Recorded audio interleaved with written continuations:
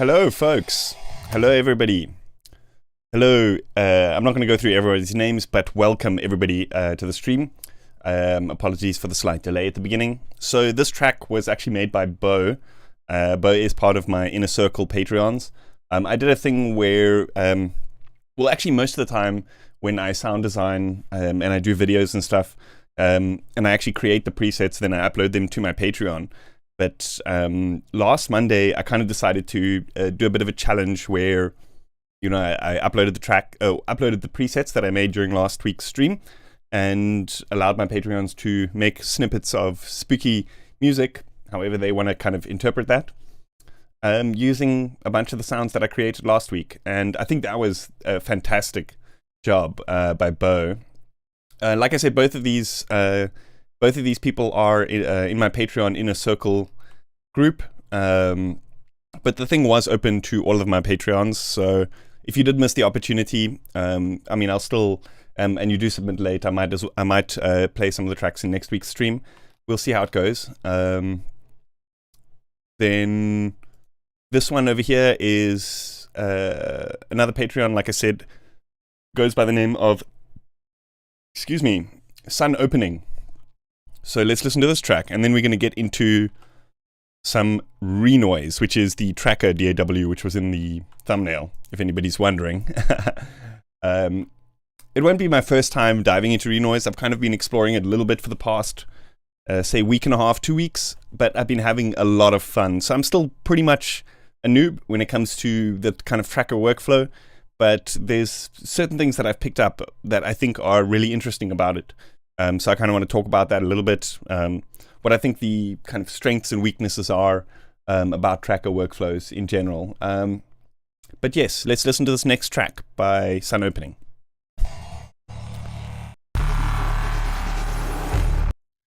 Maybe what I can do is I can show you guys also quickly. So with Bo's track, I was actually very happy with the tonal qualities of it. Like in terms of just a quick reference, usually I guess the big pull to my Patreon Inner Circle group is the track feedback thing, which I have going on. So Patreons submit tracks, I give them feedback, and then they fix up the mix, fix up the arrangement and that kind of thing. Maybe I can show you guys just a quick kind of idea of some of the things that I generally look for when I'm doing track analysis and stuff. Maybe it'll help you as producers when analyzing your own music, but it'll also just be a little bit of an advertisement to, you know, what's available in my Patreon Inner Circle group. So, you know, I'm pretty happy with Bo's one, and I think it'll be pretty hard to like nitpick this. But there was a couple of things that, you know, I quickly listened to it. I did pre-listen to these tracks when listening to the Sun Opening one, which I think could be interesting things to talk about, which may help you guys create better mixes and that kind of thing. Anyway, so let's listen to this track first time around, and then we can maybe look at certain things that I look for in a mix.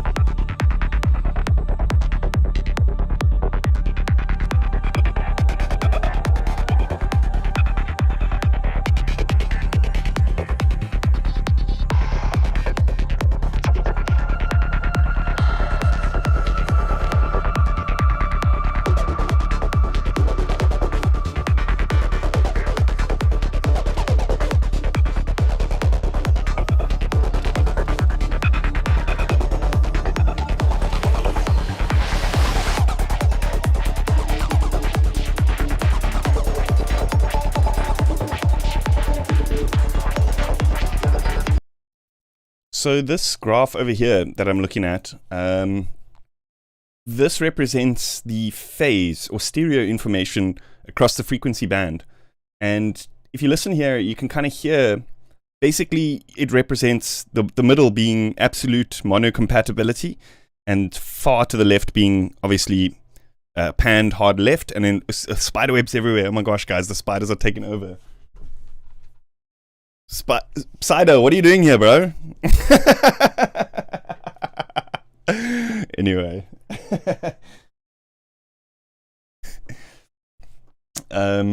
This represents like the stereo information over the frequency spectrum.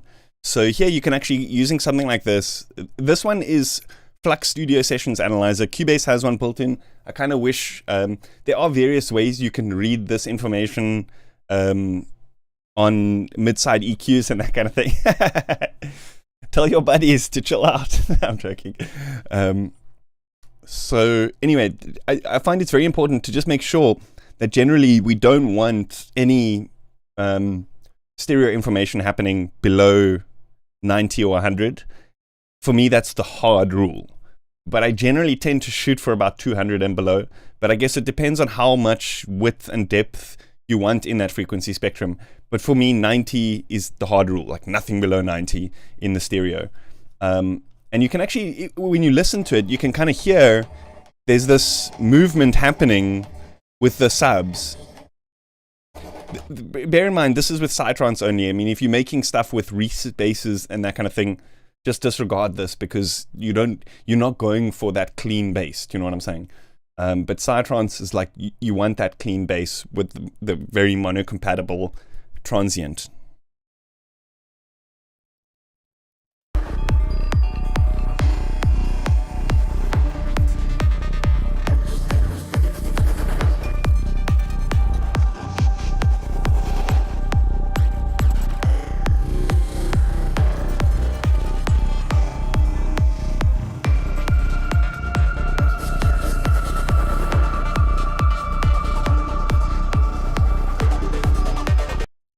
So a lot of people ask me, like, what plugin do I put on the bass to fix that? And 9 times out of 10, it's not actually the bass that's causing that issue. It's all the other sounds in the mix. The atmospheres, the vocal samples, and those types of things. That's why I think it's just spending the time to just EQ things is so important, because yes, I guess we could fix this in the master, and I'm going to show you just a quick fix. And I wouldn't really do this like on the master. I would go into the track and actually mix the tracks, but just to give you a reference of like how much cleaner it sounds when we remove all of the side information below like around 90. So let's just turn this on and off and then compare.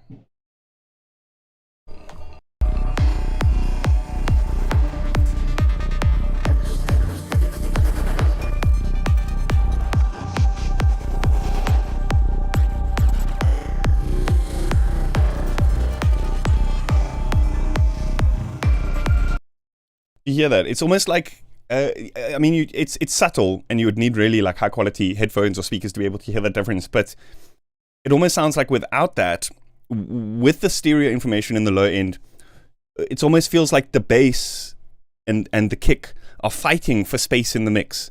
And it's like each time, it's like almost like fighting for space in the mix. This analyzer is called Flux Studio Sessions. But like I said, if you have Cubase, then you can do this exact thing with Supervision. Also, if you know how to read an EQ, you can read an EQ like this, because the blue is the side information. So you can technically just read your EQ. But for a lot of people, this is a bit confusing.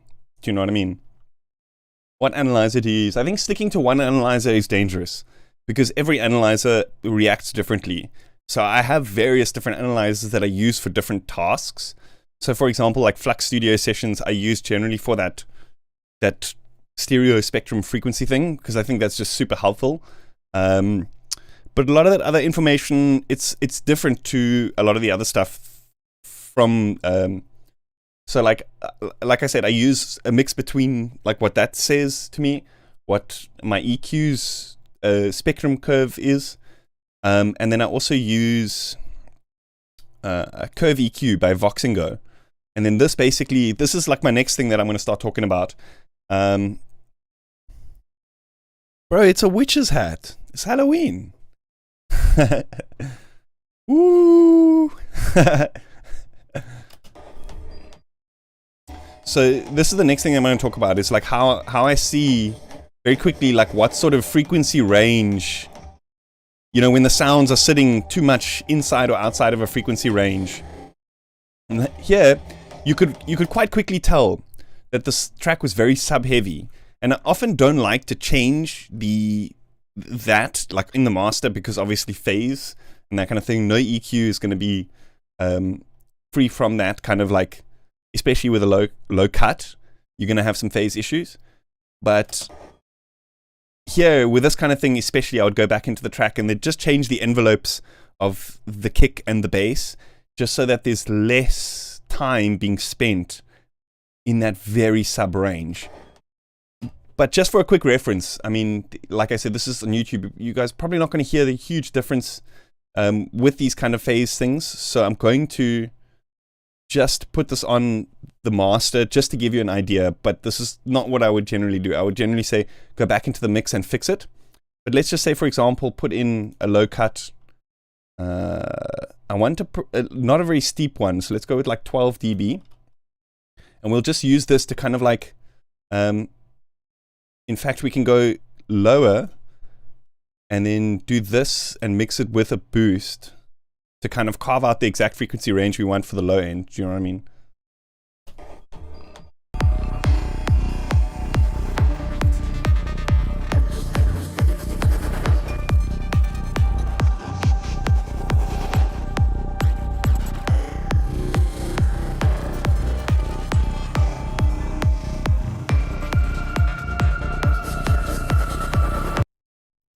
Okay, so now we're getting into like a very common problem that I find is sounds that occupy the kind of 1 to 3K region, very high peaks of those, and too much happening in the kind of low mid region.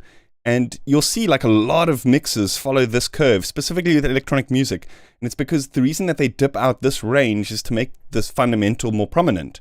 Is if you have this whole area just filled up to the max, you're not going to hear what's happening at the fundamental. So we kind of use the idea of frequency masking, because if every frequency is present at the same time, we don't hear individual frequencies. So we duck down the frequencies that we don't want to be as fundamental in the mix. And those are everything except the subtone, which is ironically called the fundamental. So let's dip out a little bit of the kind of 200 to 300 hertz range, somewhere around there. And then with this kind of thing, you see how it's only ever sometimes in the mix. With that, I would end up, like if I'm mastering, I would use something like Soothe because it's adaptive. But again, this is the kind of thing that I would say go back into the mix and fix. Do you know what I mean?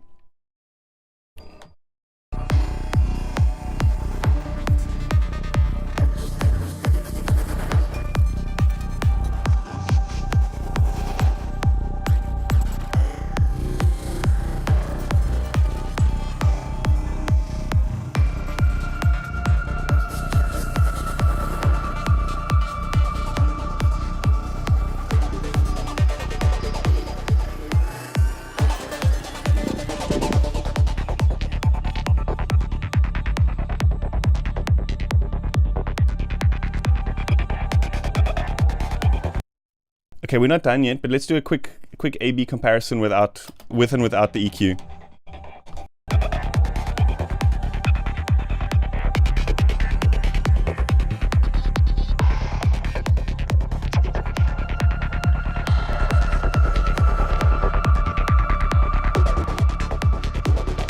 Yes, full minimum mode.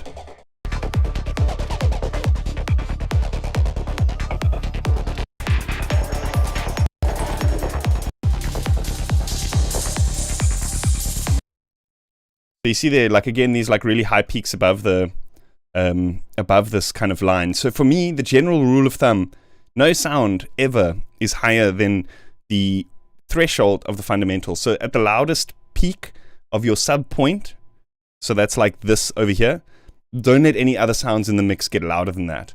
Otherwise, it's going to inevitably mask the other frequencies. So those are the kinds of things that I look out for, specifically in the mix, when I'm doing these kinds of analysis and stuff like that. Yeah, so hopefully that helps you out. Obviously, there is more in-depth stuff that I do analyze with the Patreon, so to go through arrangement and that kind of thing.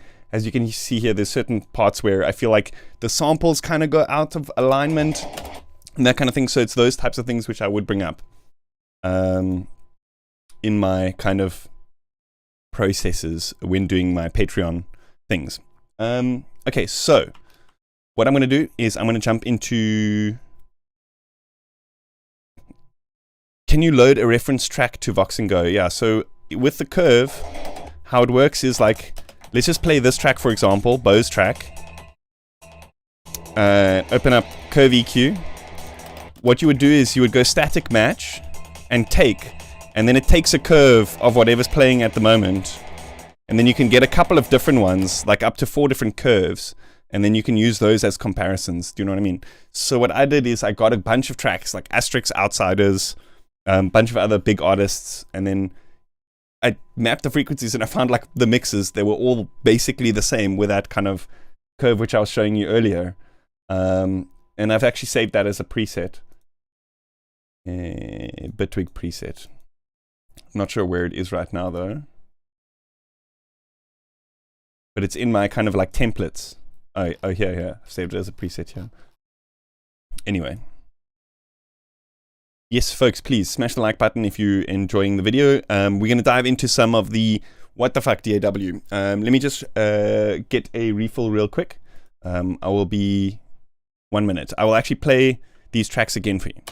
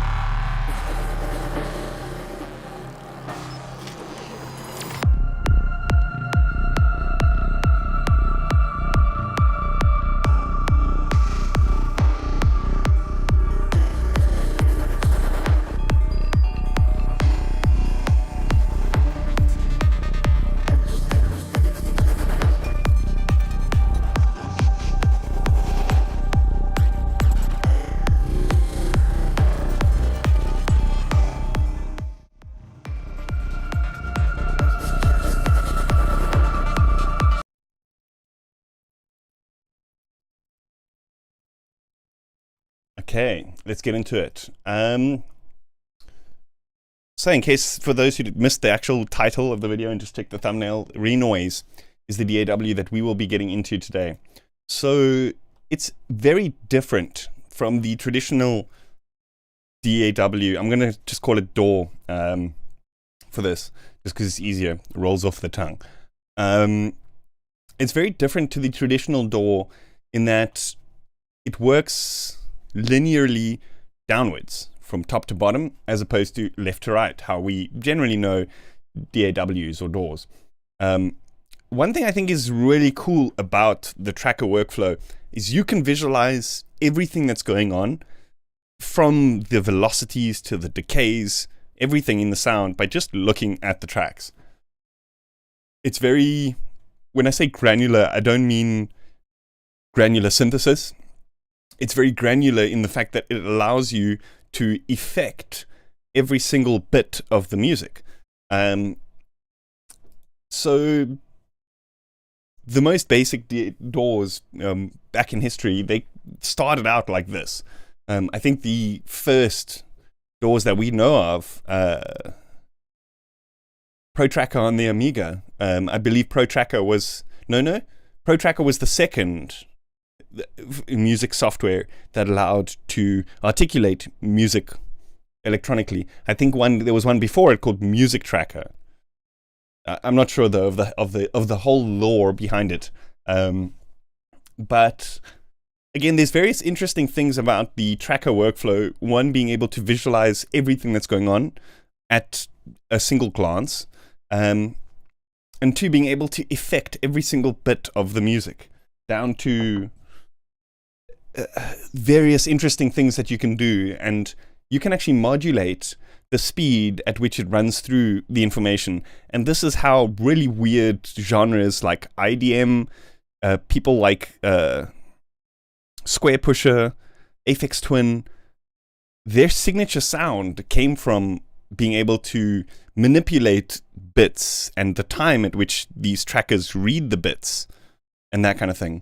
So I guess the beauty of it is you can do certain things that you can't really do in a traditional DAW or DAW, but at the same time, if you're coming at it from the perspective of a traditional DAW, there's going to be a lot of shortcomings. Automation is very difficult, certain things like that. But if you're comfortable with the workflow and you learn the hotkeys and that kind of thing, I'm telling you, it is so fucking quick. Excuse my French. Or sorry, excuse my language. That's actually, I shouldn't say that. That's bad. Excuse my language. It's so quick to get ideas out. Honestly, I've been using it for less than 2 weeks now, and I can sketch out ideas within a couple of minutes. So obviously I'm not going to do it now because I'm live and on the spot. And I'm also going to be explaining a couple of things. But it's something that I highly suggest, especially people who are into Citrons, get into, because Citrons, especially, is a very linear genre in terms of the steps. There's not much groove and that kind of stuff happening. And there's certain things, I think, about the Citrons genre which come from trackers and the early Goa days. And I think that using these certain shortcomings and that kind of thing might lead to being able to make certain genres a little bit easier. So, first things first, playing with samples in trackers is incredible. It's like there's no other kind of DAW that I think comes close when it comes to manipulating samples and that kind of thing, for various reasons, being able to manipulate the speeds and that kind of thing. But so what I want to do is I'm just going to play around with a couple of samples. I've actually got DATABROTH has sent me some of his packs.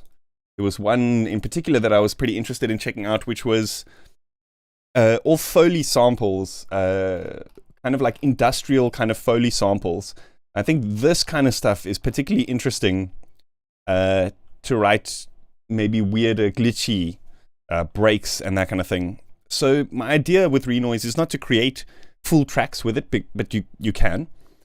My idea with it is just to use it to inspire new ways of creating breaks and effects that I could then export as a WAV file and load up into the tracks that I'm creating in Bitwig. So with that being said, let's just dive in and explore and a little bit. And I will kind of explain what I'm doing along the way. So here, we're choosing how many steps we have in the bar. So I'm just going to start with 16 because it's kind of just a round number. And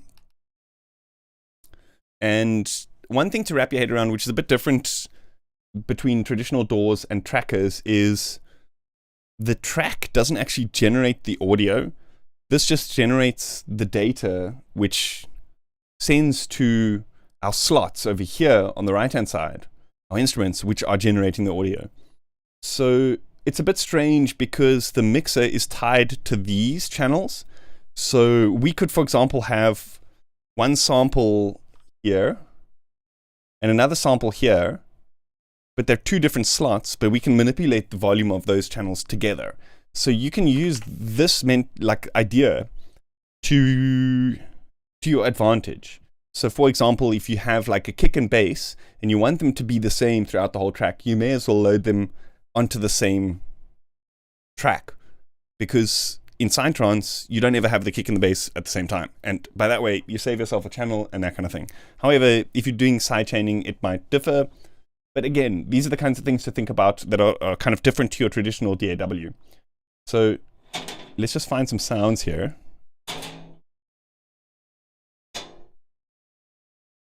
Okay, I'm going to load one sound here into the slot.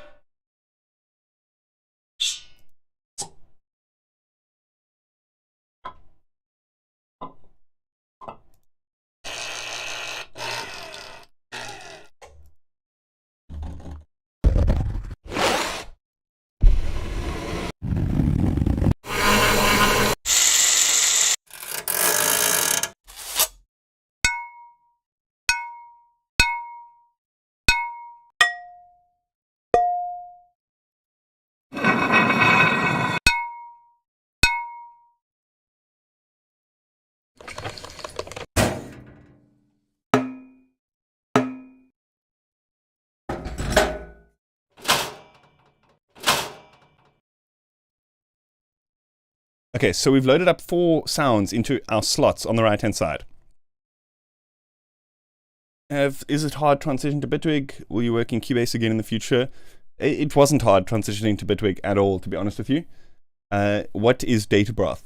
DATABROTH is the sound designer that created these sounds that I'm listening to right now.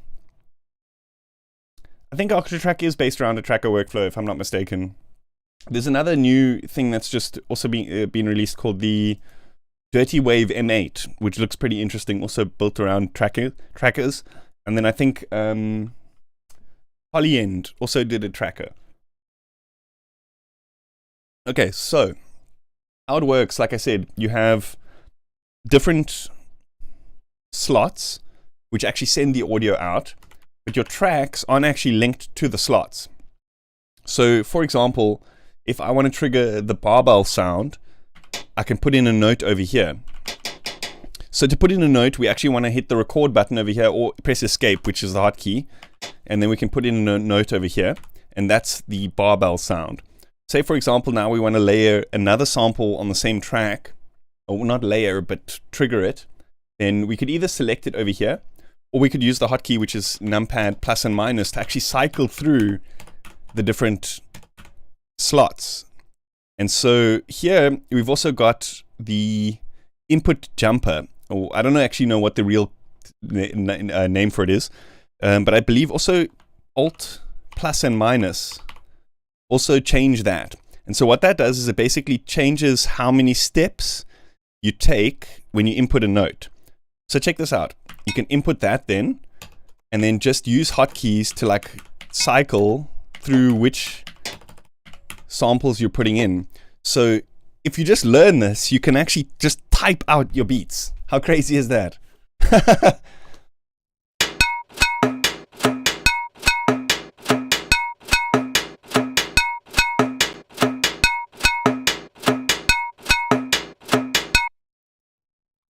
It's madness. Okay, so yeah, let's go to the mix. Like I said, now this mixer basically controls the data that's being sent to those. So all of these things that are being triggered here will now have a lower volume. It's not actually linked to these slots.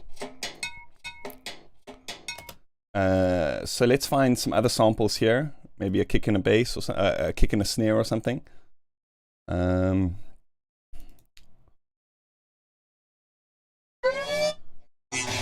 I think these are all, yeah, these are all. Maybe I can go to one of Alchemy's packs. Alchemy has some good kicks and snares. That was good. Let's load this one up here.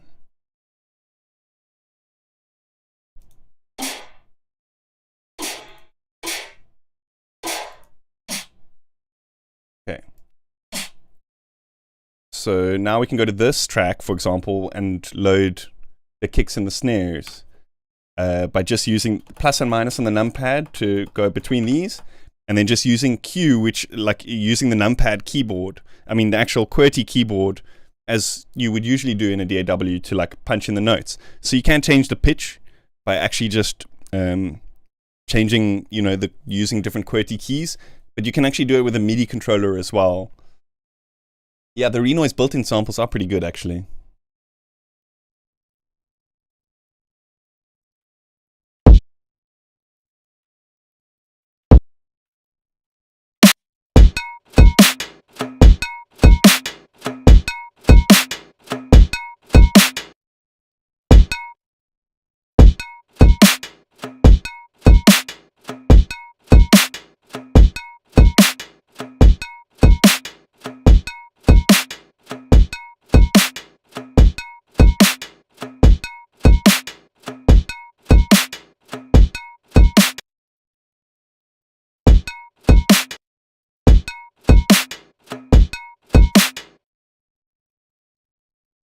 Okay, so let's start developing this a bit further. Let's say go 32. And we can actually select all of these, Control C, and we can Control V.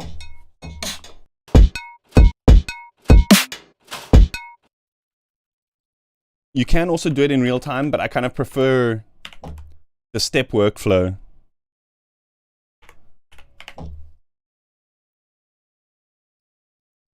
Damn, wrong button, oopsie.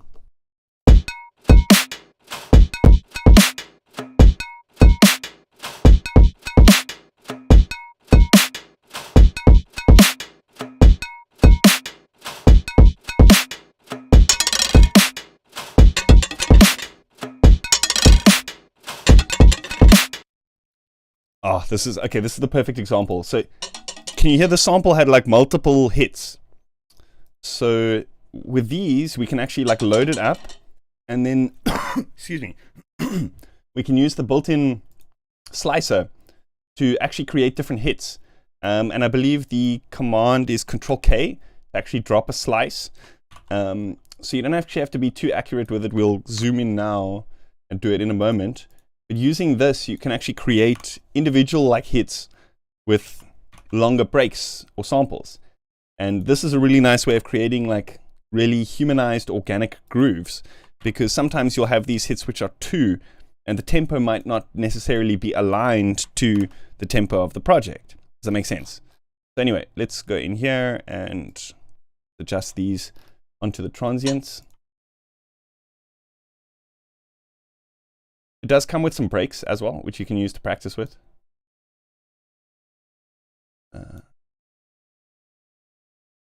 And the demo version actually is surprisingly useful, because you can like save and stuff with it, but you can't actually export waves. That's the big thing that'll make you buy the full version, I'm telling you. But this is the kind of thing, especially stuff that's like Renoise that's been in development for so long. I think it's important to like support these folk, especially in this day and age. So this one, the slices now work differently. This C will now trigger the full loop, and each of these will just trigger like one of the shots. Does that make sense? So this would be C sharp, D. So we can put these in now.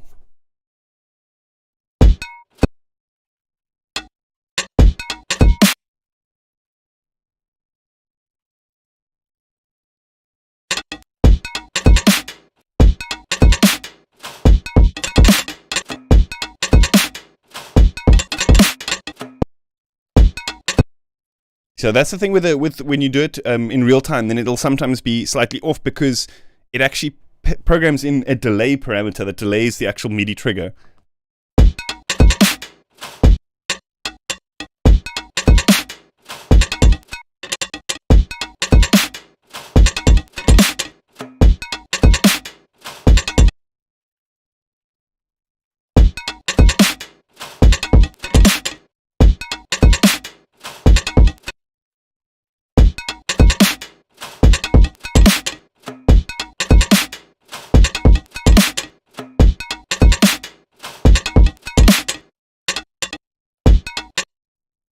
So you get various, they call them effects, I think, in trackers, Renoise. In most trackers, you have the various different effects. Here's actually a page which is available on the Renoise website, which you can print out. Makes it easier to actually read what's going on. And there's various things here which you can use, like commands, which you can punch in for each note in the sequence.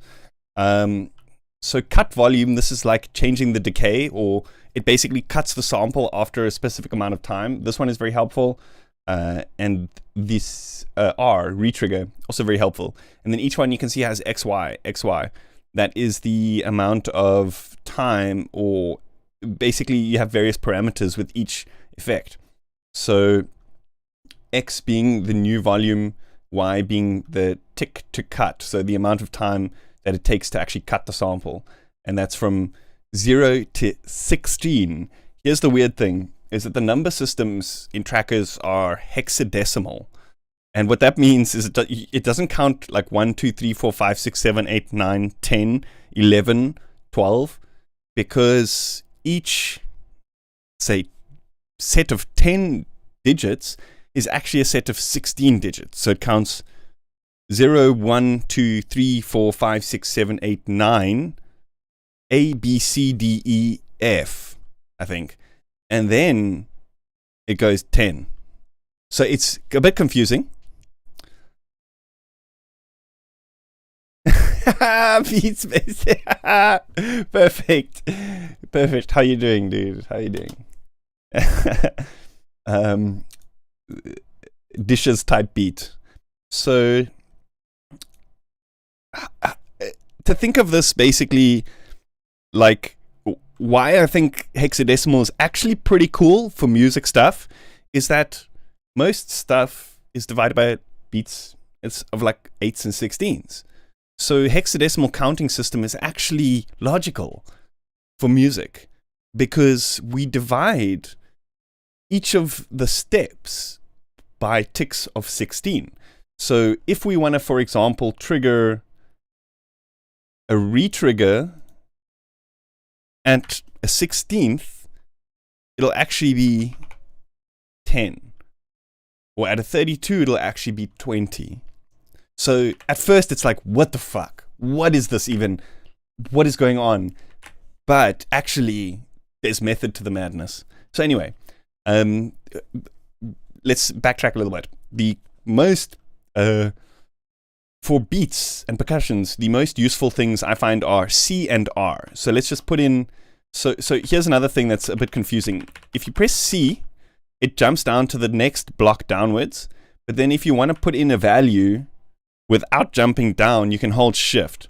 So let's say, for example, we want to cut these samples just at like 2 ticks. Boom, boom, boom, boom. So they'll be very short little samples. So you can actually just hold it down and run through all of your numbers like this, which is pretty cool.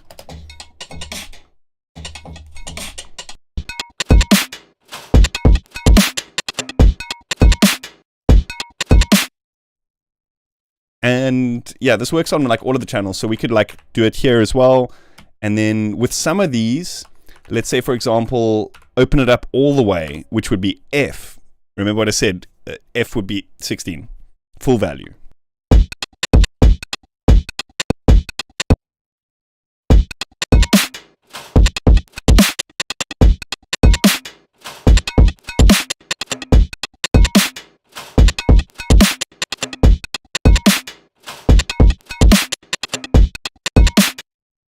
Okay, so retriggers. Retriggers are really cool. Let's put in R.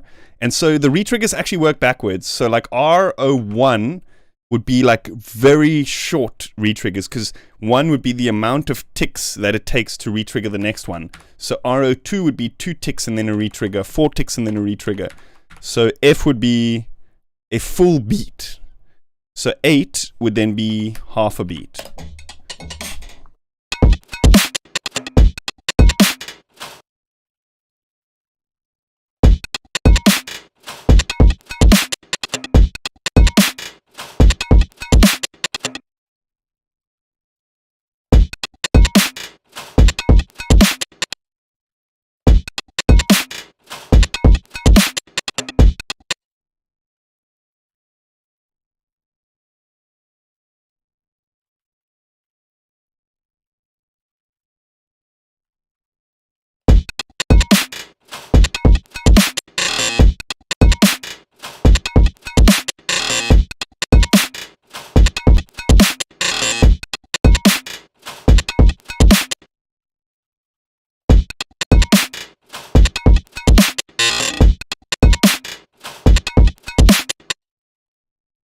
And here you have the volumes. So these are basically velocities. So we could say like, make these lower in velocity, like 2, 4, 6, 8.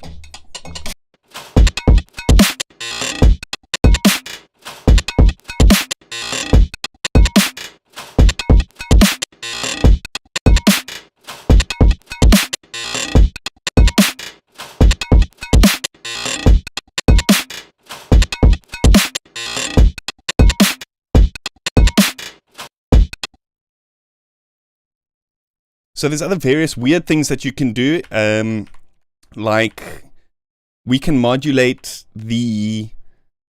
what's called the LPB. So let's just step it back a bit. The LPB is basically the lines per beat. So LPB basically determines the beat divisions. So for example, if we wanted to slow it down,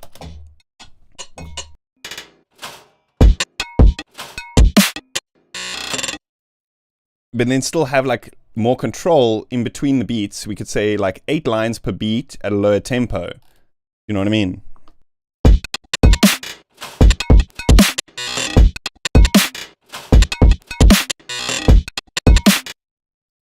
But that number at LPB is actually modulatable.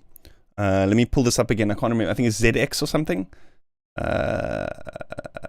Lines per beat, ZL. Okay, so this is going to get weird because it's going to kind of change the beat and the tempo, but this is a really cool way of being able to create different rhythms and weird things, and we can always then change the bar size to make up for that so that it snaps back into beat. Does that make sense? So we're going to fuck it up a bit here, but we can just remove all of these a little bit later. So bear in mind, this is now a global parameter, so this is not going to affect just one of the slots or one of the tracks. Is going to affect the entire project. So we can say ZL6, and then we can go a couple of lines further, ZL8, which is the original, ZL4. So just to give a quick reference of what's happening.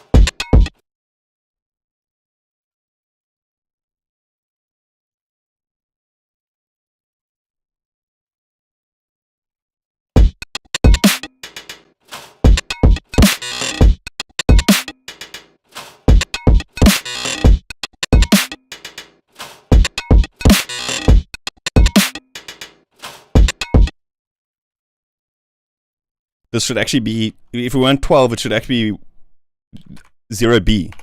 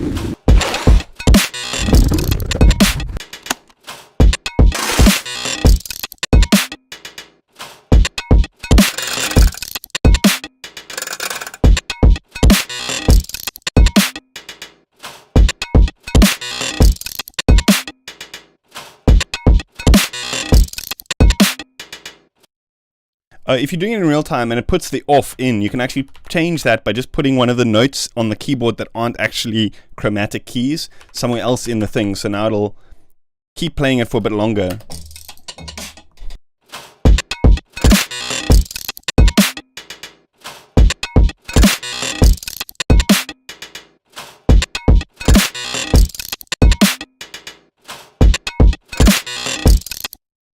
So we also have effects. Like we would usually do in a DAW. You know, we're not limited to just samples and sounds. Now we could actually load any VST. So you'll know super modal is coming up on these percussive sounds, because this thing, my golly, one of my favorite new plugins.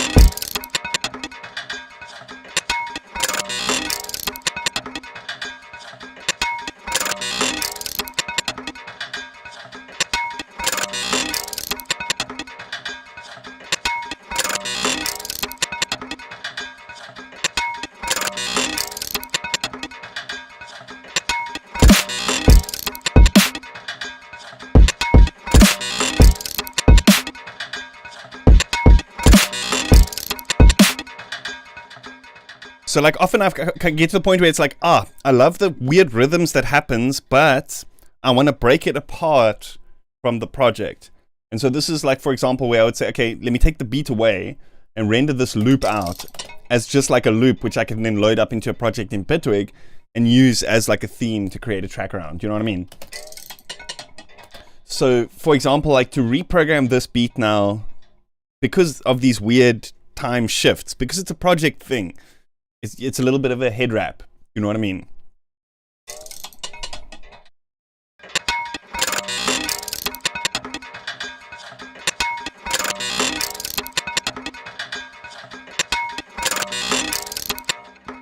Yeah, one of the coolest things actually is, I think about Renoise, is the resampling thing.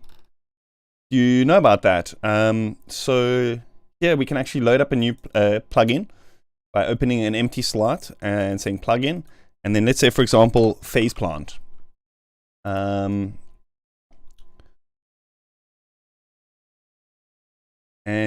let's maybe just create like a chord, like a pluck. Like minor.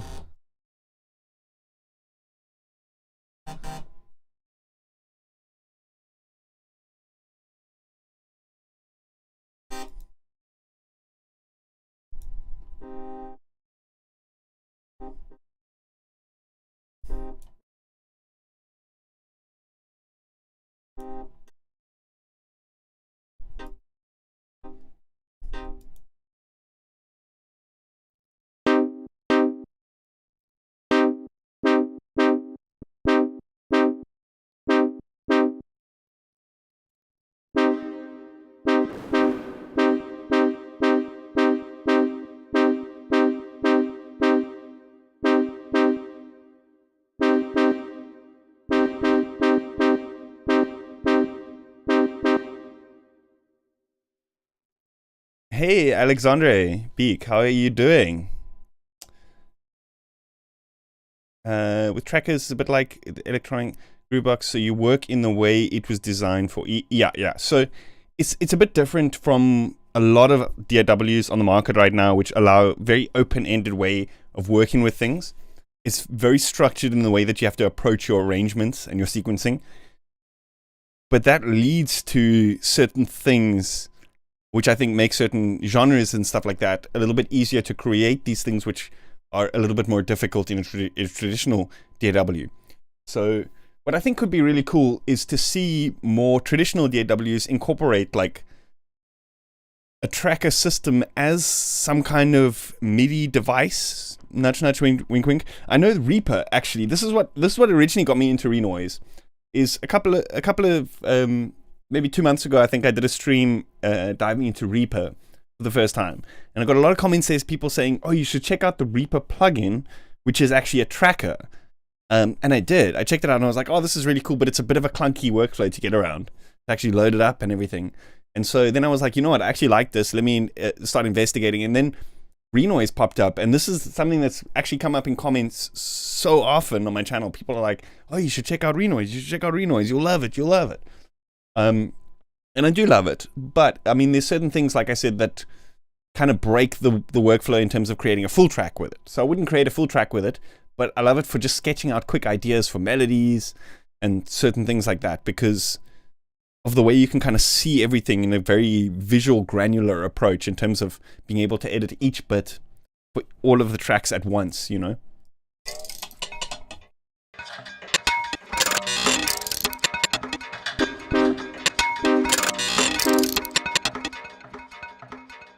Okay, so we've created this chord. So now what we can do is you can actually right click here and say render plugin to instrument. And now it gives you a bunch of settings. And what you can do here is you can create a multi-sample instrument out of, yes, Redux, I did. The problem with Redux is it's just the sampler part of Renoise. It's not the actual sequencer, which I think is the exciting part. But yes, I bought Redux as well. It's very cool. I'm actually going to start using it a little bit with Bitwig. I think it's a very interesting combo because while Bitwig Sampler is incredible for sound design in terms of the more finer editing details, like with the envelopes and that kind of thing. I like the old school vibe. Do you know what I mean? So anyways, we could create this thing called Plugin Grabber. This is only available with the actual paid version. It's another reason why you'll probably end up buying it if you are demoing it. And what it does is it creates a multi-sample out of this thing that we've made, and then it unloads the VST instrument. So this is really cool for sound design because it forces you to now work with the sound, get the track done, do you know what I mean? And then create another sound. Now we have a sampler here with that pluck that we made.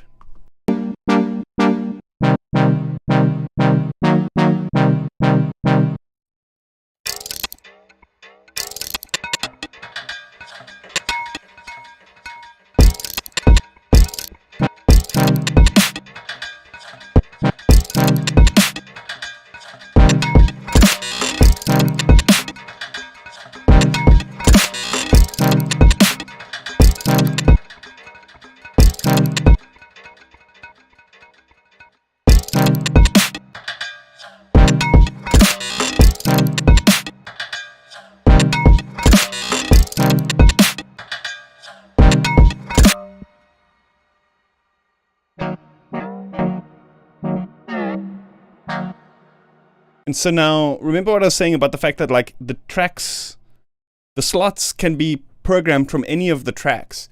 And here we have this plugin on track 1, but the sample is on track 6. The tracks and the slots are completely disconnected.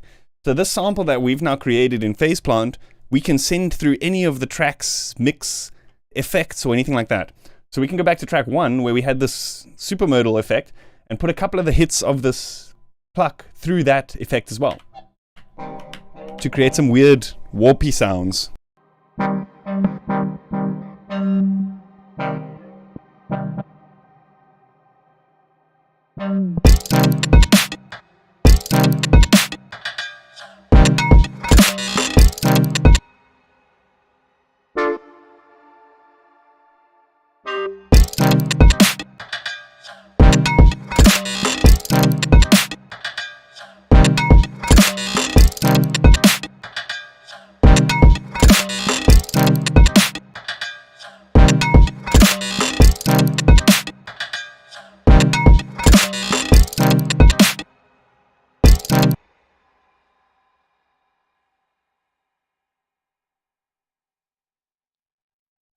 On my head, sir, is a witch's hat.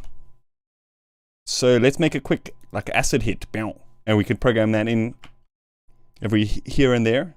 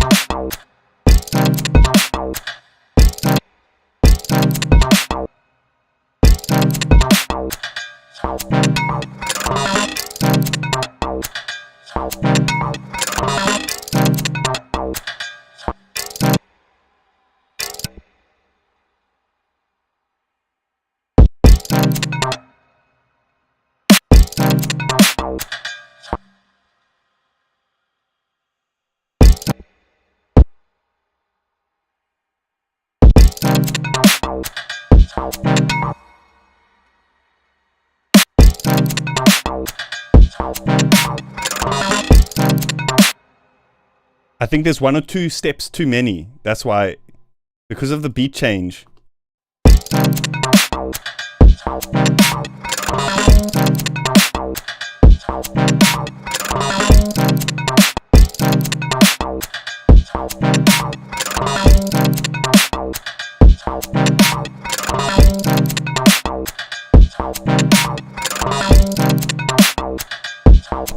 That's better.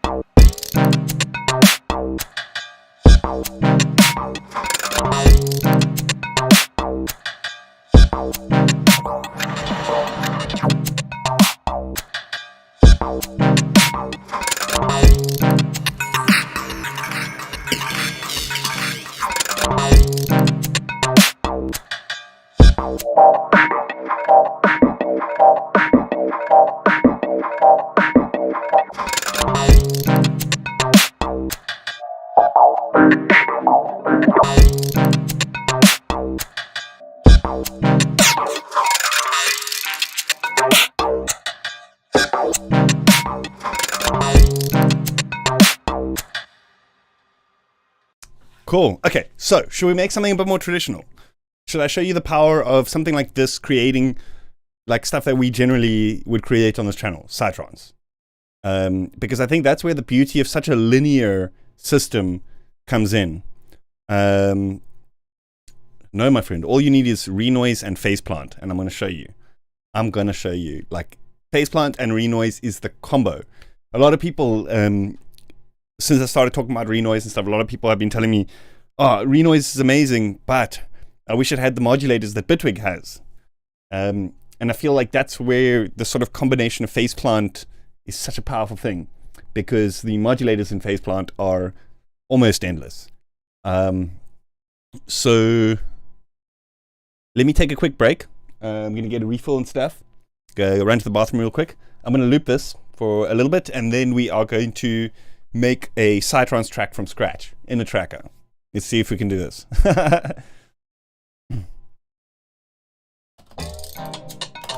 Hey, here's the thing. So like, if you're modulating the LPBs to like 8s and all sorts of things, it's not actually just 28 steps in the pattern, because the steps, the beats are being lengthened and shortened. So like this, and because it's like now shorter tempo, the track is longer. So the beat is actually, it's a weird one.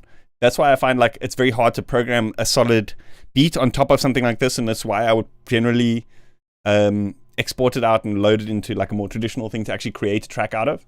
Anyway, I'll see you guys in a moment.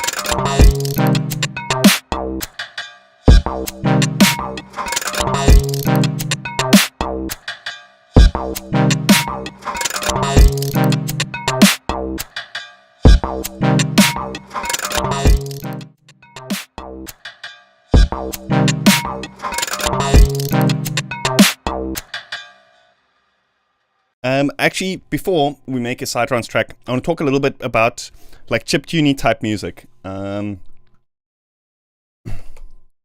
how traditionally this would be done in the tracker. New song. I wonder, is my audio still going to be out correct? Let's just double check here. Yeah. Okay. Cool. So traditionally, like, trackers don't actually have synths. Faceplant skin for Renoise. I think it comes built in, doesn't it? Let's see, preferences. themes. Let's do that. Yeah. Let's confuse people. Let's when people come in, tell them this is the phase plant. This is the kilohertz DAW when they ask. Okay. This actually make a dank thumbnail. Like, oh, the wow face. Oh my gosh. What door is this? I should have done that. Damn it. Anyway, traditionally, trackers don't actually have synths built in. How we would generally synthesize sounds in a tracker would be using single cycle waveforms, like just a sawtooth pluck. And when we load this into one of the slots, we can re-trigger it as we hold down the note. So for this, we would actually generally want to jump in here and just transpose this up like a couple of octaves. And perhaps turn the volume down as well. It's very loud. Let's go here. In fact, on the sample, we can actually turn the volume down here.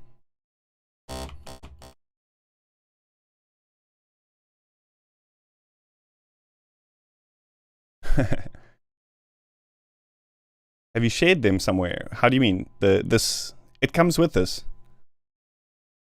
Huge collection on the Renoise forum. I think the latest version of Renoise, I just got it last week.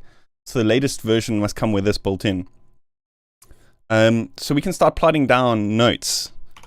So this is going to be more like probably major scale than I usually do. But just to show you like how quickly you can get ideas down.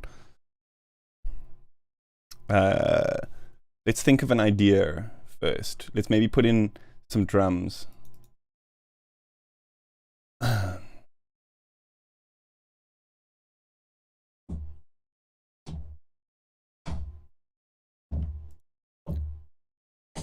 We can do like a fast, happy-ish track. Almost like drum and bass, but with like happy kind of chiptune chords and stuff. We can try something like that. But bear in mind, folks, this is not my strong point. Like, but we're experimenting. So let's just put in some beats here. One thing I should probably also explain is how to read the notes here when you put them in. For example, you can see C405. What that means is like the note C4, obviously, and 05 is actually the slot at which the thing is loaded that you're triggering. So you can actually see very quickly what's being triggered in what slot. Do you know what I mean?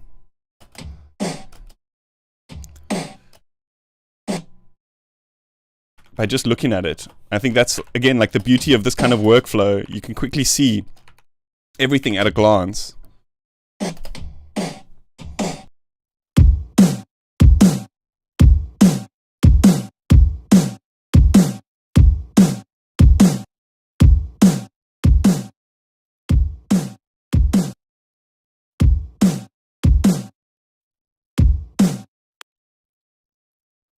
So here's another cool thing.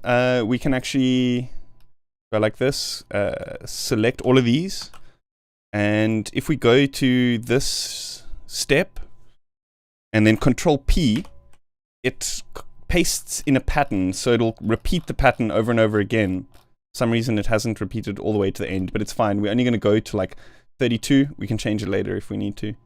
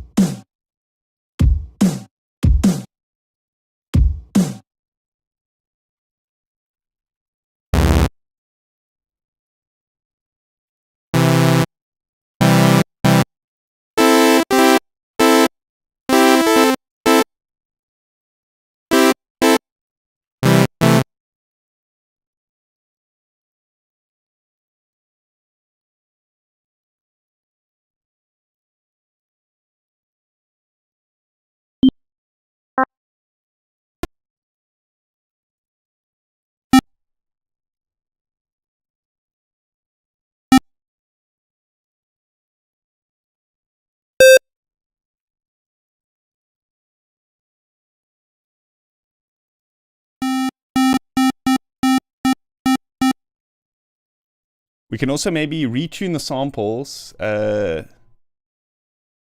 Let's work in F.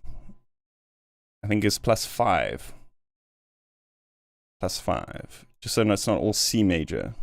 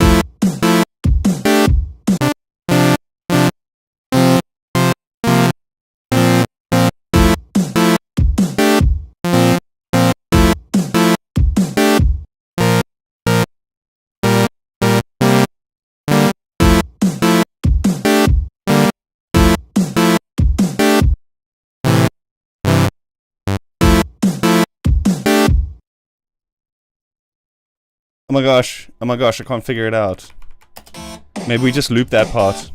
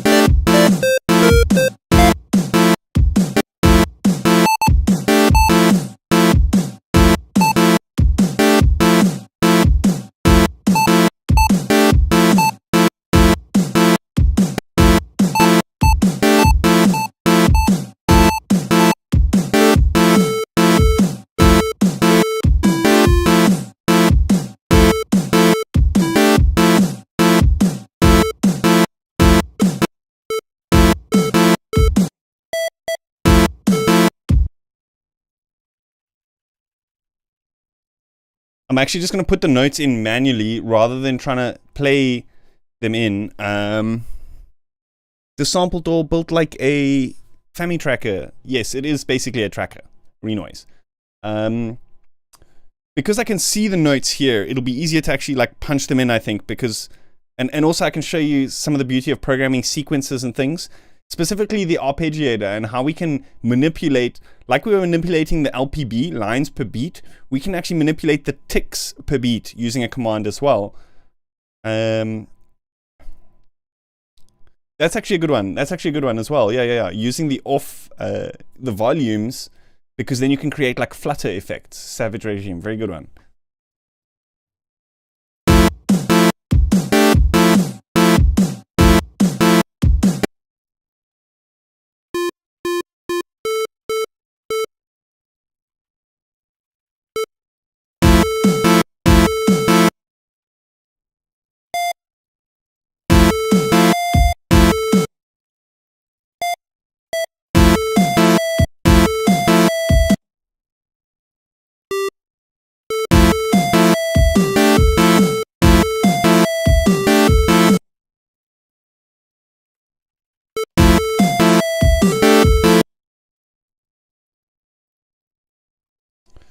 Yeah. We're gonna put some reverb. Chill.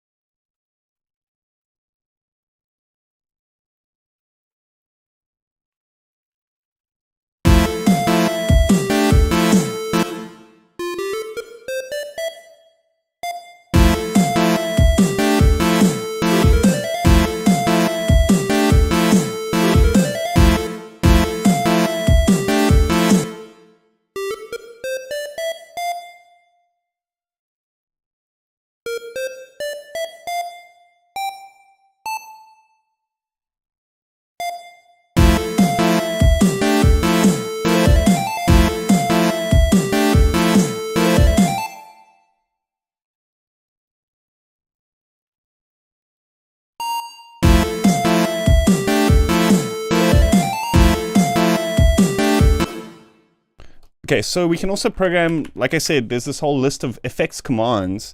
So for example, each note we can program glides, up, downs, arpeggiators, and also in between the notes. So for example, let me actually pull up this thing again so I can show you. Here with the pitch. Up XX, where XX is the amount in steps of 16th semitone. So, for example, each like 1 or each 10, because it's now hexadecimal, each value of 10 would be 1 semitone up in the slide. So, for example, E to C is how many semitones? 1, 2, 3, 4, 5, 6, 7, 8. So we could say like up 8 to glide up before that note. Does that make sense?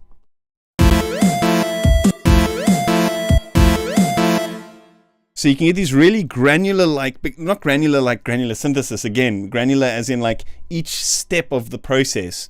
You can program how your glides, how your glides work, how fast they are, what notes they glide to, and yes, it's not as intuitive as something like Bitwig's, like piano roll, but it's fun, and it's has certain limitations which lead to this type of sound, which we know from like chiptune and that kind of thing. You know what I mean?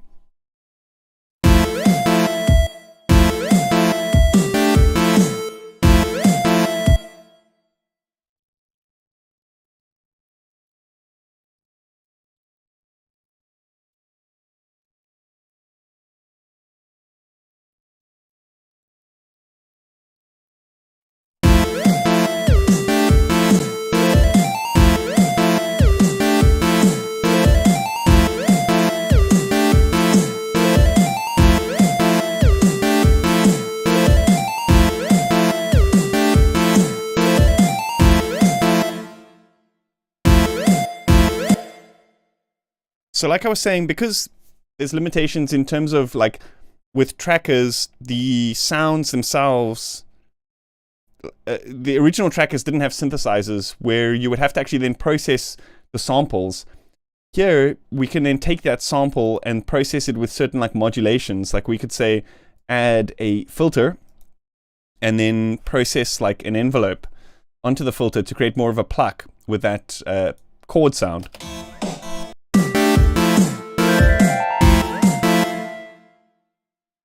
Okay, no wait, I've done this to the wrong sound. This is the PWM sound, which we don't want. That's nice and clean, I think. This one we want the pluck on, the filter pluck.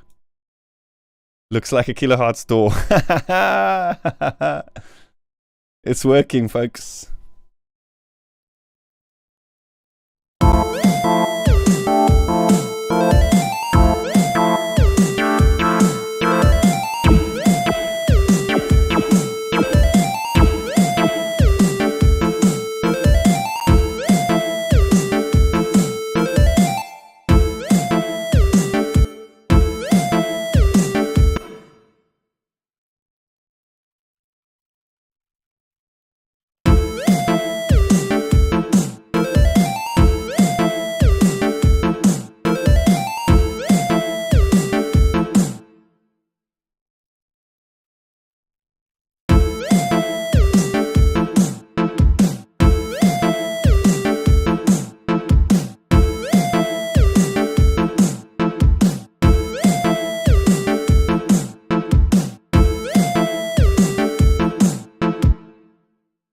Okay, let me talk about the arpeggiator and how that works. So let's say, for example, arpeggiate.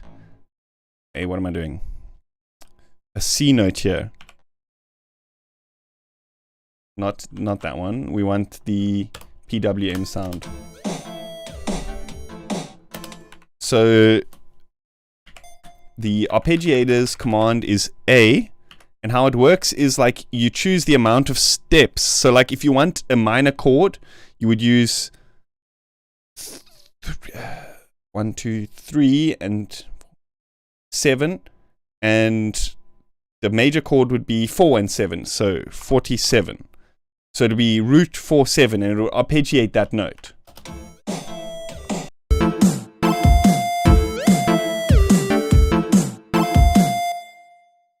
And so here what we can do is we can actually change.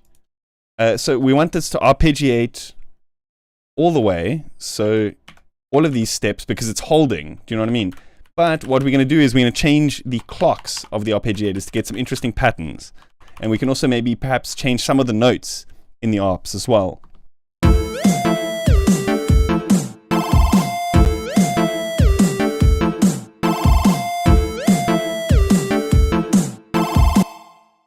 Maybe we can go and then glide down full octave. So down B.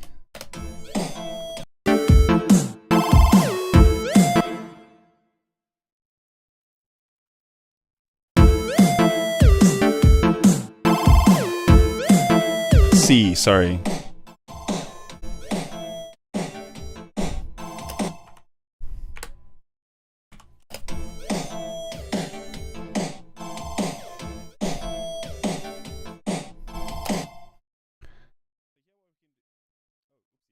So here what we can do is we can also add extra parameters. So you can add more lanes of effects to program like decays and all sorts of things.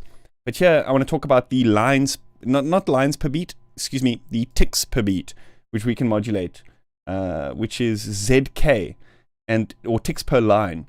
And what this does is this modulates the speeds of arpeggiators, retriggers, and that kind of thing. What was it again? ZK, yeah, ZK. I think default is 16, so ZK, 16 would be 1F, so we could say 8 would be 08.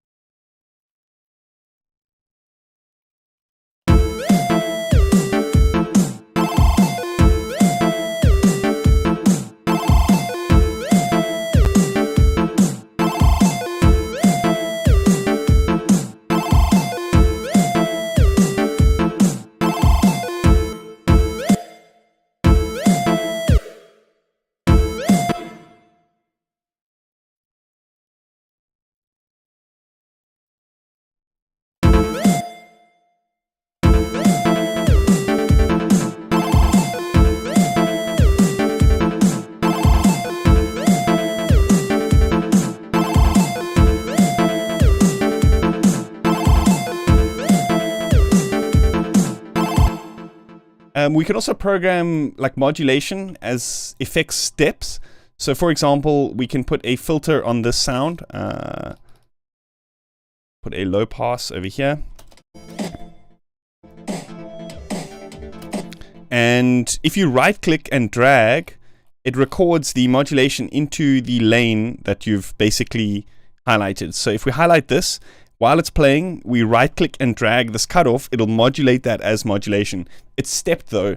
I haven't quite figured out how the proper modulation system works yet here, but I believe you can draw in curves and stuff like as you would usually do in a DAW. But again, I'm still sticking to this whole like the kind of detailed workflow in terms of the sequencer and stuff. I like this whole vibe.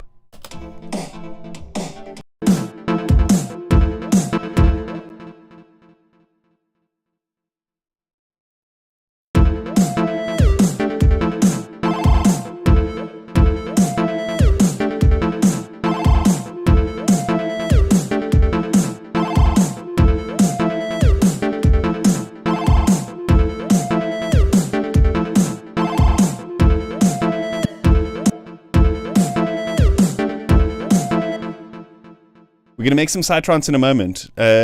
Say like 10-20 minutes. We'll mess around with this for another 10-20 minutes. Then we're gonna make a Citrons track.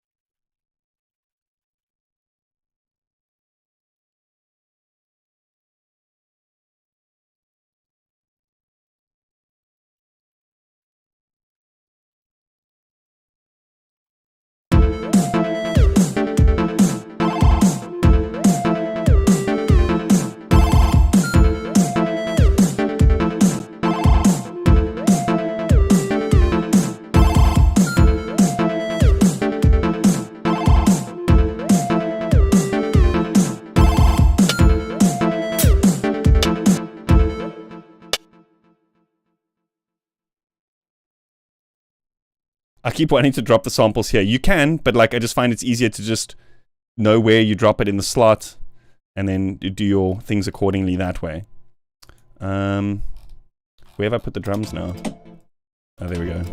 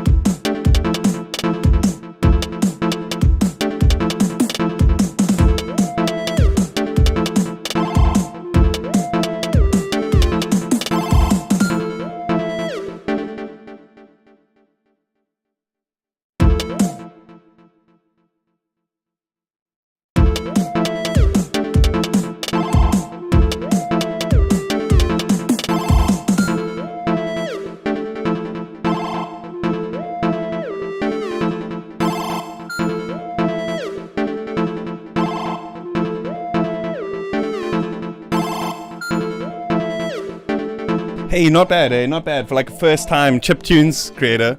Okay, we're gonna make some Citrons. I'll be back in a moment.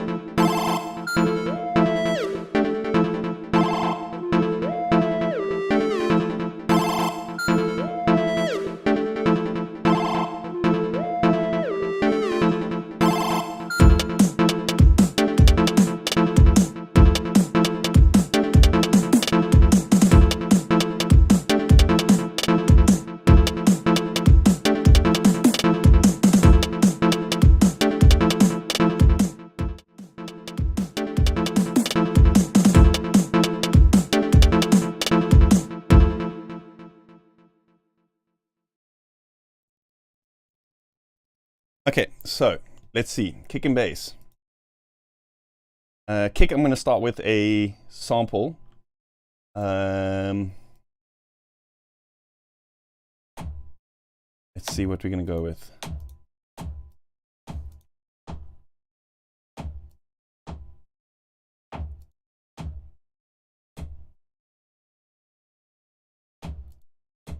Quite a nice one. A. Yes. A is a nice key. So let's put in, what we can do is we can just start with a short bar while we program the kick and bass. Let's put in kick. Boom. And let's put in a phase plant.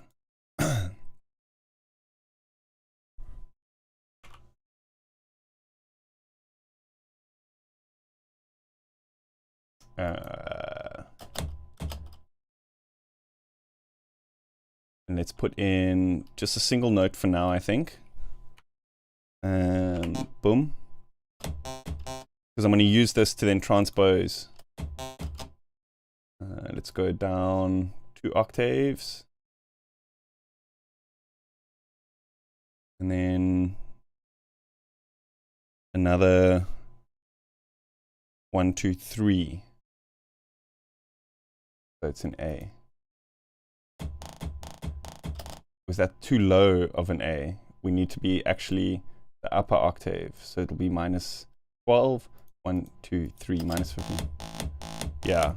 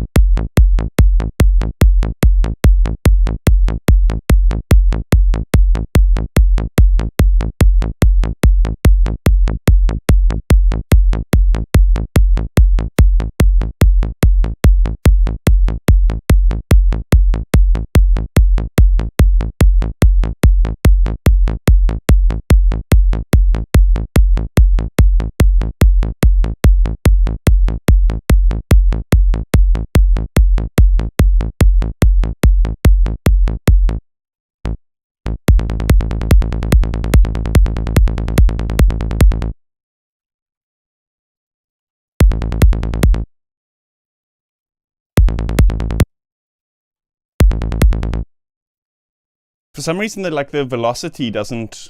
Oh, it's because we haven't actually programmed it in the patch. Duh. Sorry.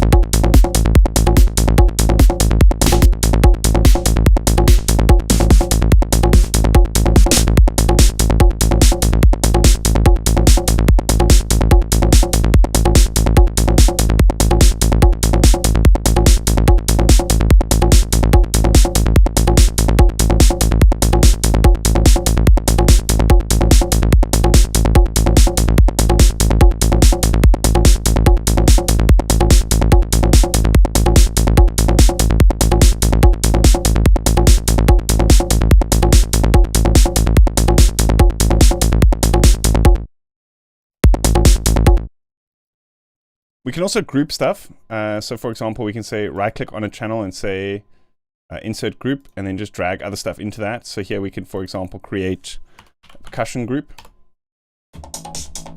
And then we can like process that group with stuff. So for example, throw in a snap heap.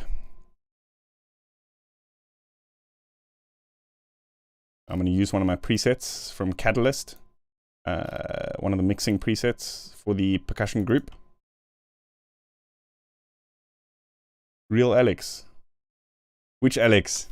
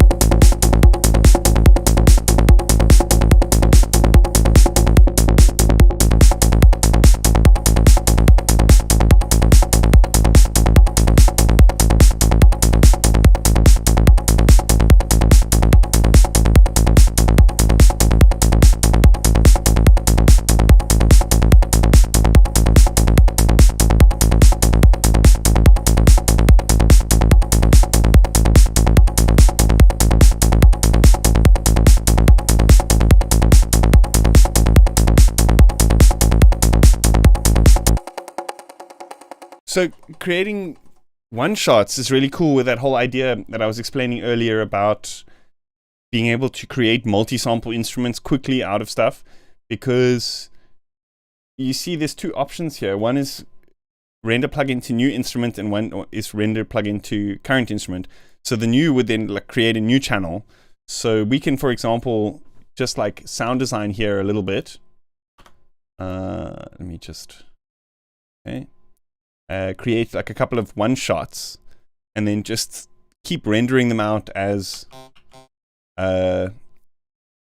samples to use just like one-shots in the sequence. So let's say, for example, I'll do a quick FM thing. Say new, I want like a triangle shaped thing like this. Done. And we can say, I don't want this to send to the output. Let's just use this as a FM source. Maybe not as much.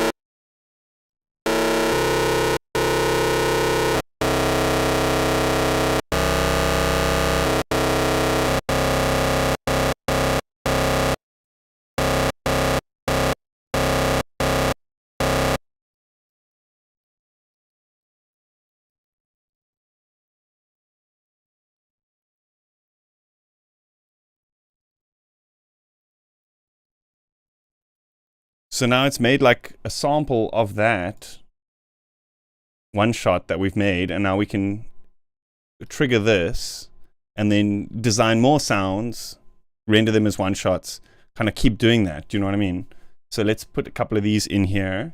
I think this is the sample. Yeah.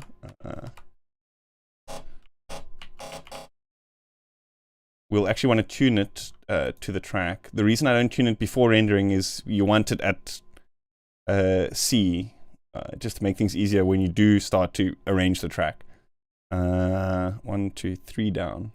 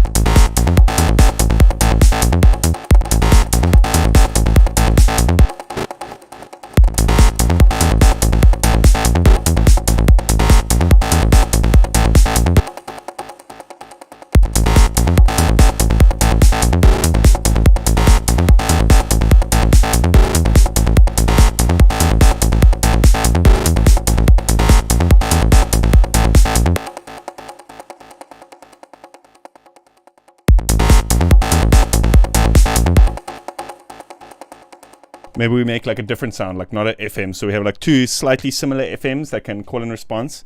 Maybe we make like a chord and then like a zap. The usual suspects.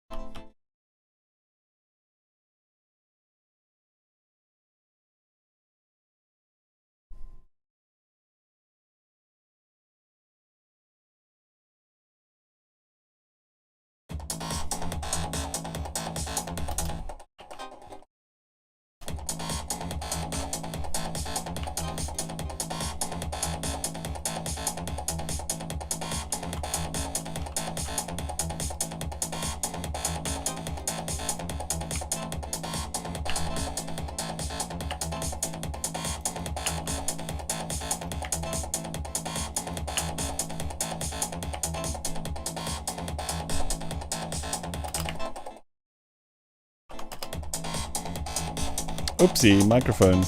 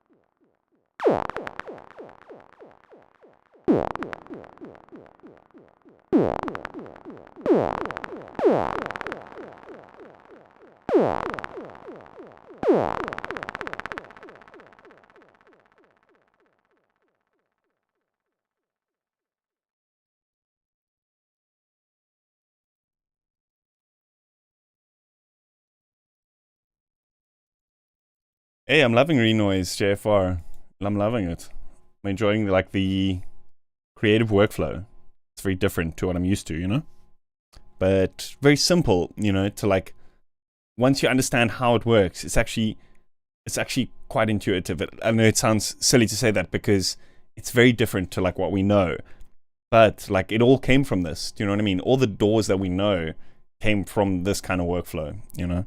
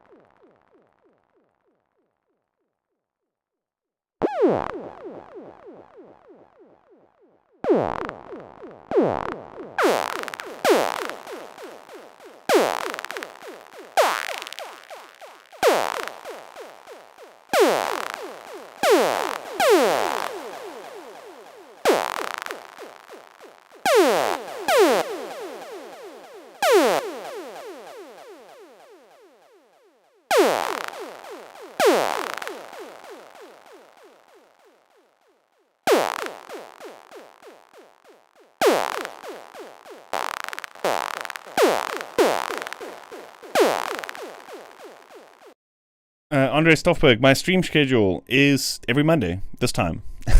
Once a week.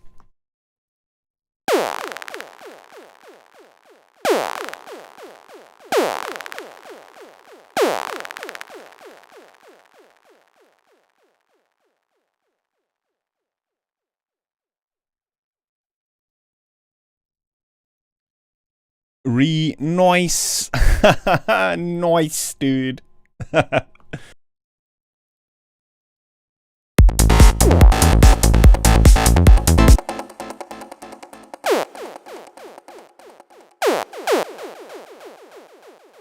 That is a squelchy boy.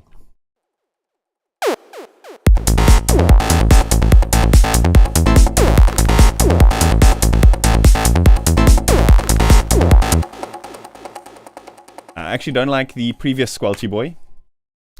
What have I done? Okay, no. Edit, redo that one. Remove this one. Why is that not? Oh, that's why. Huh.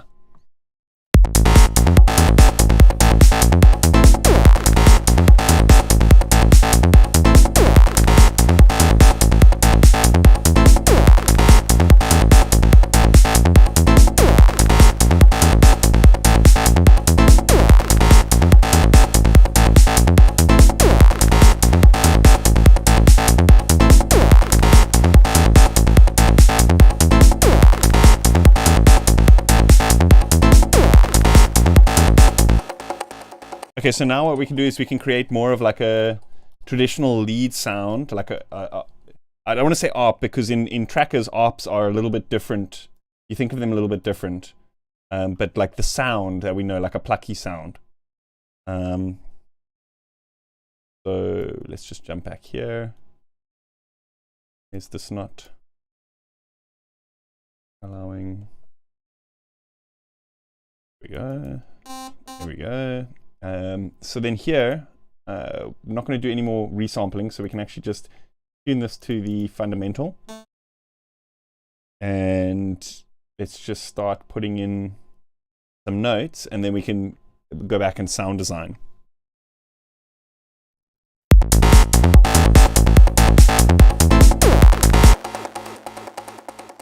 So check this. If you just know, like, for example, I know on my keyboard, like, the minor scale notes that I like to use are like Z, Q, T, 6, and 2. And so if I just button mash those, it'll come up with a cool ARP pattern. Check this. So escape to put in the record, and then we just button mash those.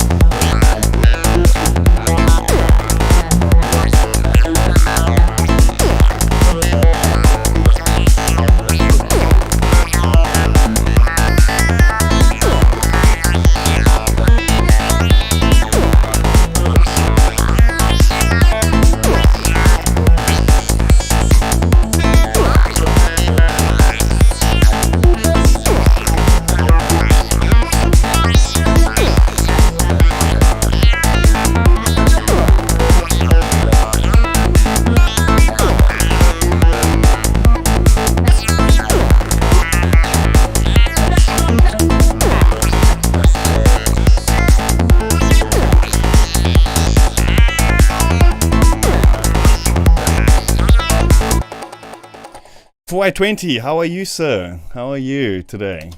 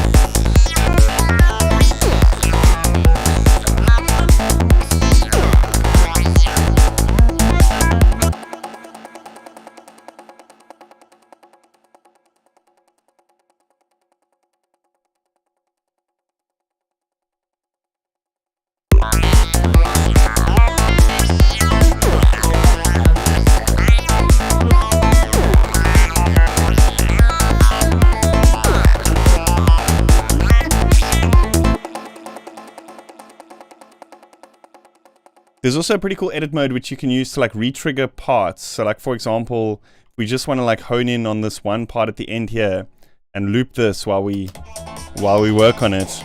We can do that. So like here, I want to do a kick roll perhaps. So let's go up to the kicks. Do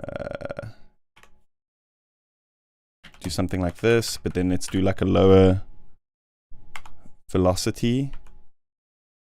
And the reason why I like to keep the kick and bass on the same channel is because now there's no overlaps. Because you put in the kick and it removes the bass. You know what I mean?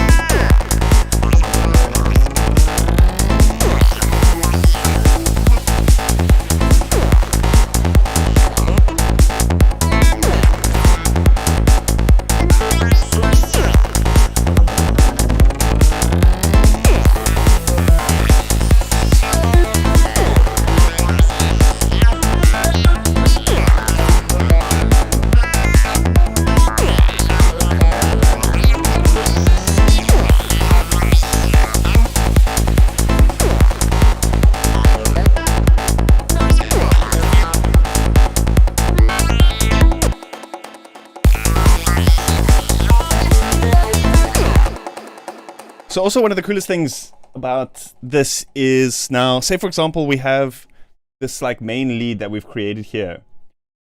We can quite easily change what MIDI this lead is sending to, not only like as a direct clip, like all of the notes are now sending to a different synth. We can stagger it. So this is really cool for creating, for example, like we have this ARP line and slowly morphing from one ARP line into like a different sound by staggering the steps to kind of do a call and response type of thing. So it's pretty hard to explain exactly what's going on here, except if I actually show you. So what I want to do is just duplicate this little clip that we've made. Now we've got a unique clip over here. And I want to add in, for example, let's go with Procyon. Let's do like an acid sound. It's nice and quick acid lead sound. And then external input.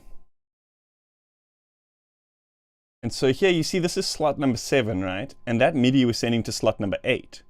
So if we just go here and change the last digit of all of these to a 7, it's now going to send to the other one. Does that make sense? So I can just hold down 7. Okay, not numpad 7. That was not the right thing to do.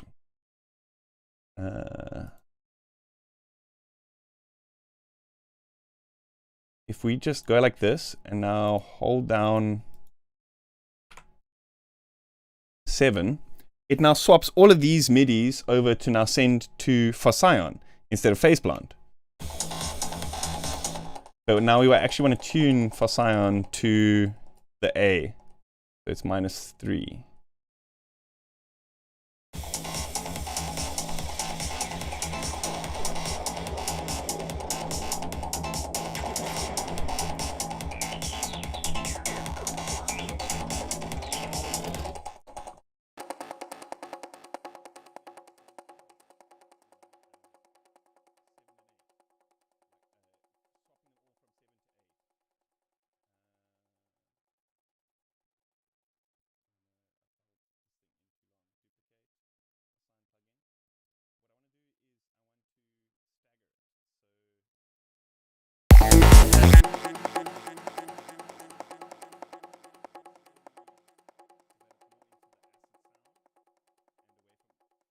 Oh my gosh, you can't hear what I'm saying.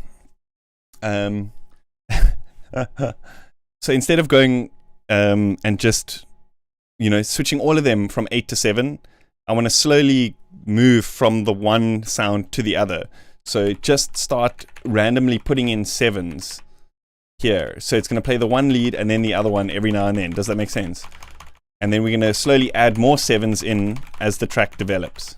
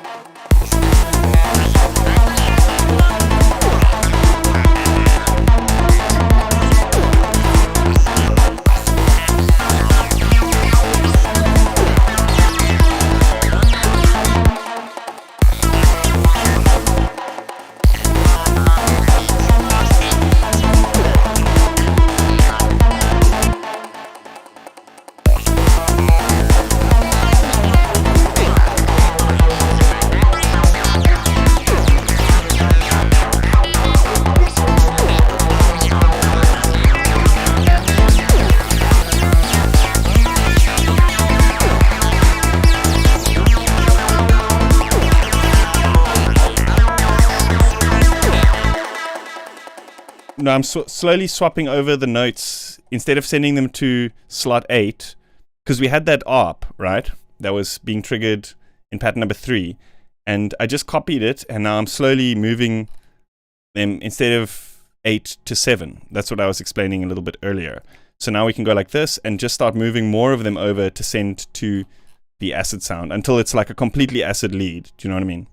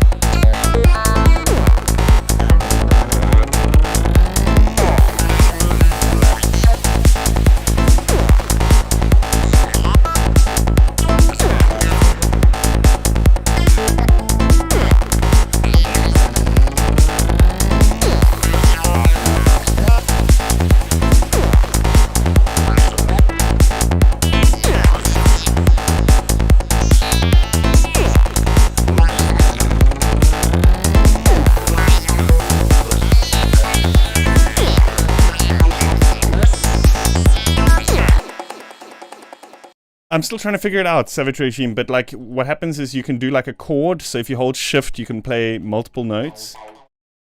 And then each one needs its own off. Does that make sense? I hope that answers your question.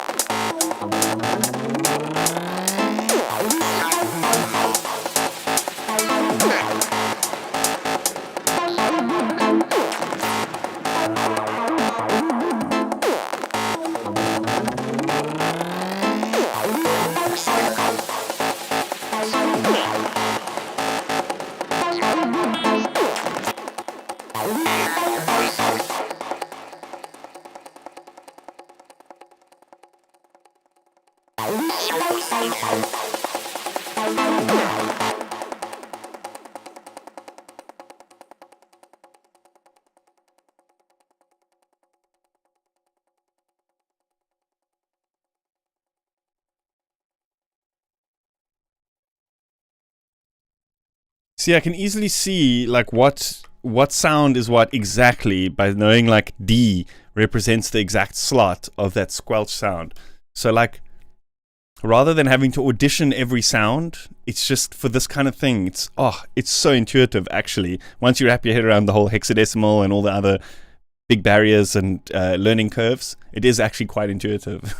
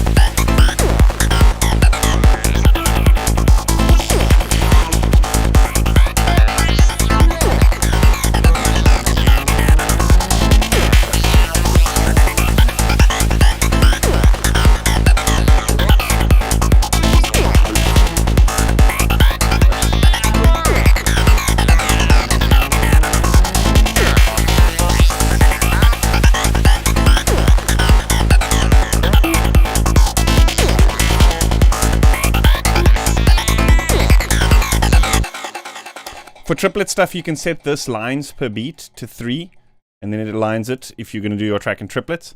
You can modulate that with a global command, and there's also delay commands per beat, so you can create swings and that kind of thing.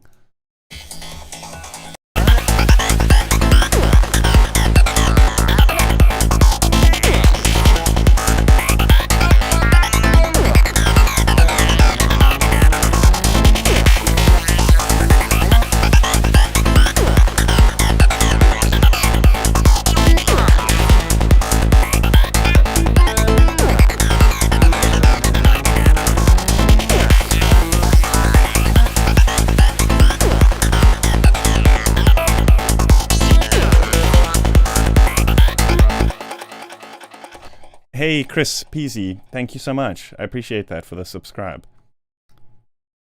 As you may have gathered, I'm not usually in Renoise, but this is the usual style of music that I make. So, like, I find DAWs don't quite change your sound as much as people kind of make out that they do. Maybe it's just because, like, myself, I kind of have a bit more of a developed sound because I've been doing it for a while and stuff, but could be that. I don't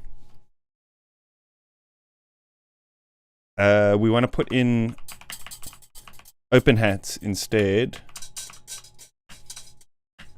Not on this channel though. Like, I want to change the closed hats to open hats.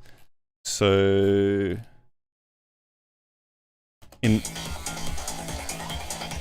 maybe we can duplicate and then this part switch to the open hats. So here we can actually just replace these closed hats with open hats. So let's set it to entry size of 4 beats, and then we can just hold that down. There we go.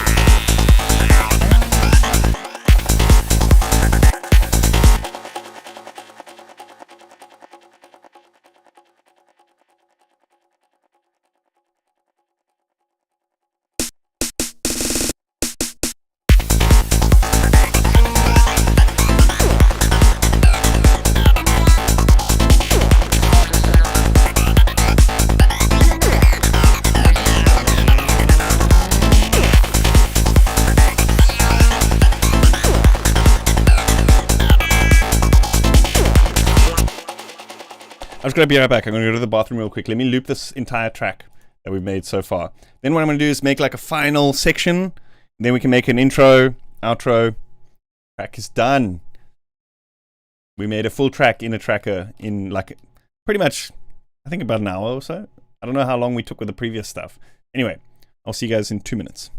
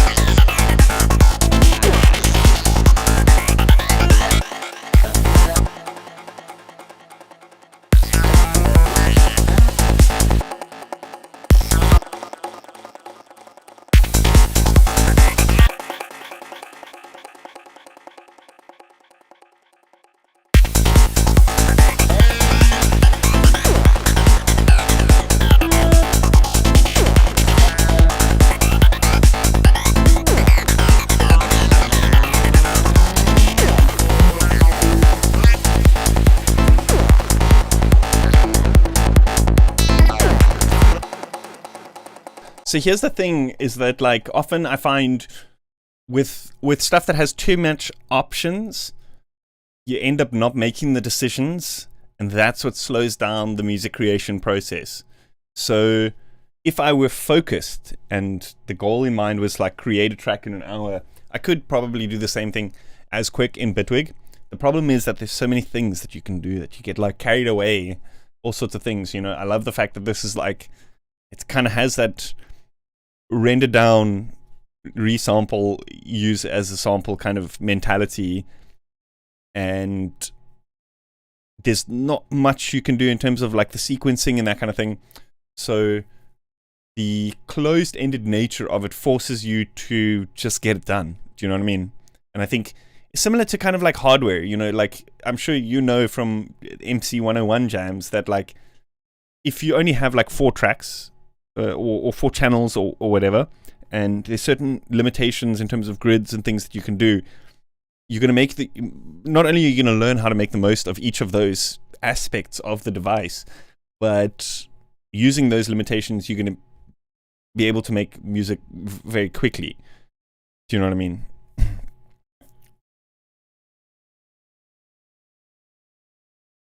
I'm still unsure exactly how to do it. I believe you can, but you can modulate things using traditional modulations here in this panel. So for example, in the one section, I did have a filter changing using the modulations here. And each clip basically has, let me see if I can find the modulation that I put in. It was one of these clips.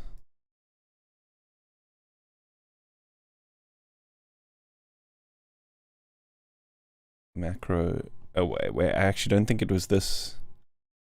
Was it this one?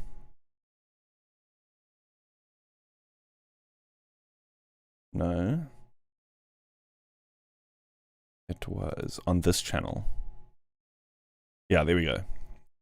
So you can draw in modulations, and this is the macro of Snap Heap over here. So you can modulate things that way. I'm not sure about the track commands though. I'm still trying to figure it out. I'm sure you can. I'm sure you can. There we go. And then you just, yeah, okay. Easy as that. That's actually, okay, that opens up a whole new ball game. Okay, interesting. Let's make a variation of the bass here in this part.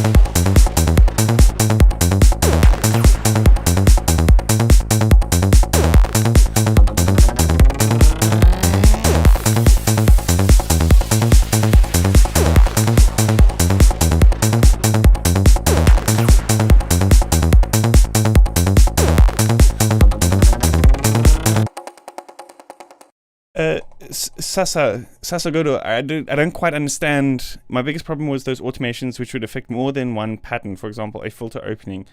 There are tools, but still pain in the ass. Do you mean not being able to do it onto singular elements? Because I guess you could split up the tracks, just add more channels, but then also you can, each of the samples has its own like engine in here, and using this modulation, you can actually add filters and stuff here. All sorts of weird things, even distortions and stuff, which you can modulate using various modulators here. Steppers and envelopes and LFOs. So using slow LFOs here, you can actually get the same thing, like smoother curves.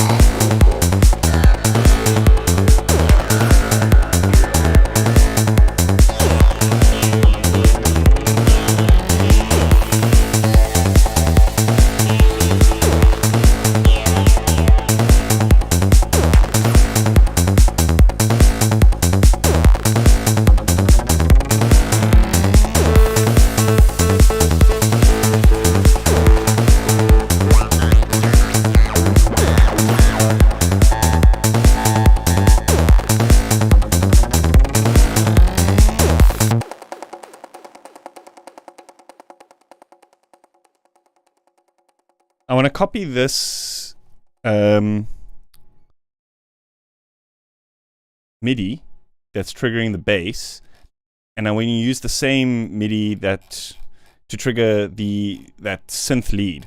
But I don't want to copy this velocity pattern. So just, oh wait, it automatically does it as well. Oh well, it's fine. We can just remove it. It's actually very simple. Let's just copy this here. But then these, we want to actually alter. Paste. We don't want these kicks on each hit. So actually we can go Alt, make it step input of 4, and actually just hold it down, and then it's going to remove everything on the beat. And now these are actually triggering the bass as well, so we need to change the slot over to number 16. So we can actually just hold down 6 over here. Oh wait, we need to step input of 1, hold down 6. And then we can hold down 1 in this column. And now it should be triggering that lead that we made, but with the bass's pattern.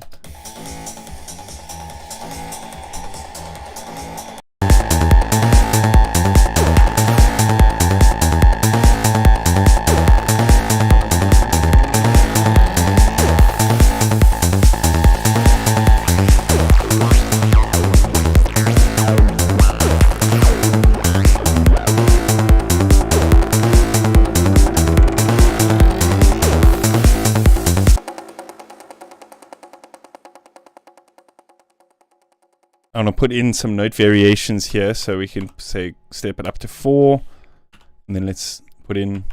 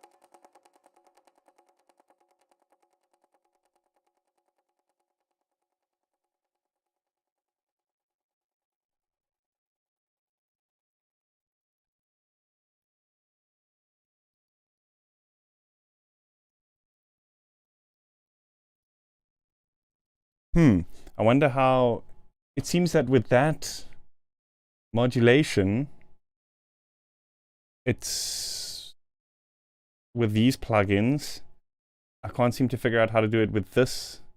Oh, it must be here. It must be here. Something to do with this. Instrument properties.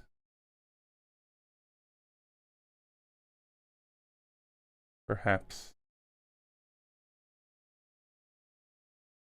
We have to map it. Oh, well, we can just do it this way, I guess.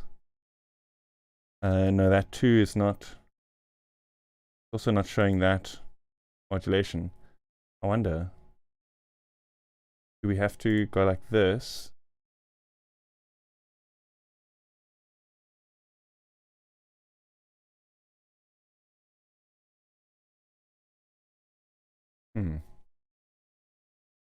Interesting.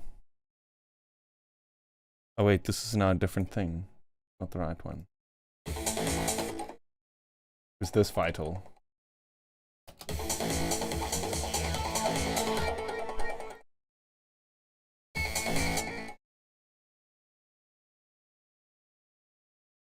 In the bottom automation, is it here?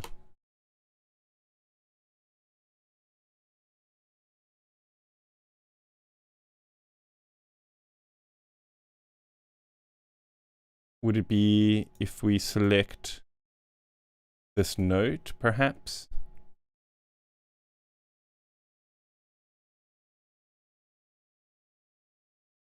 I wonder.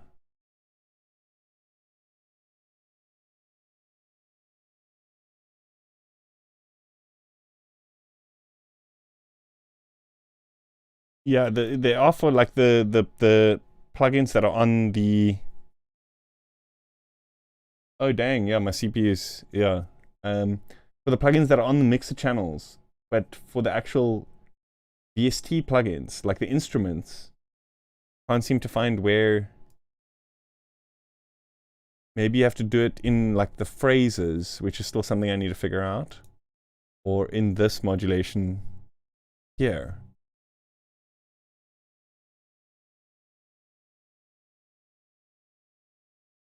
Confusing.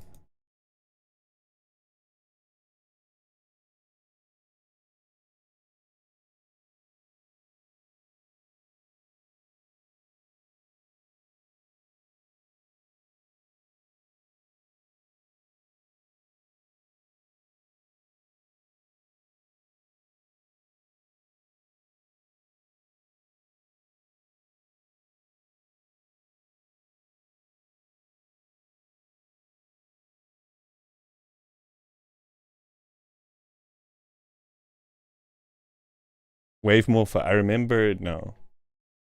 Device needs to be selected. Is that it? You have to add an instrument automation device on the track. Yeah, that seems logical. Instrument automation, meta device. Ha ha ha. Legend.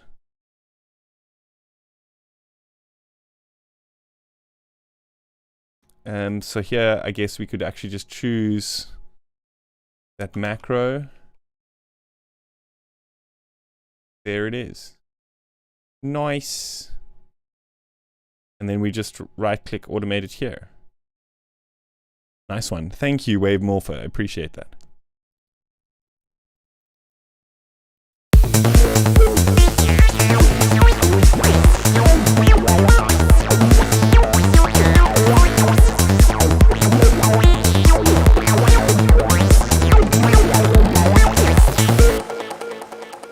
I think you can actually interpolate the values so that they're. I'm not sure if it'll still step them, but if you select the first one and then select the last one and press Control I think that interpolates the values. Oh no, that just does a long sweep.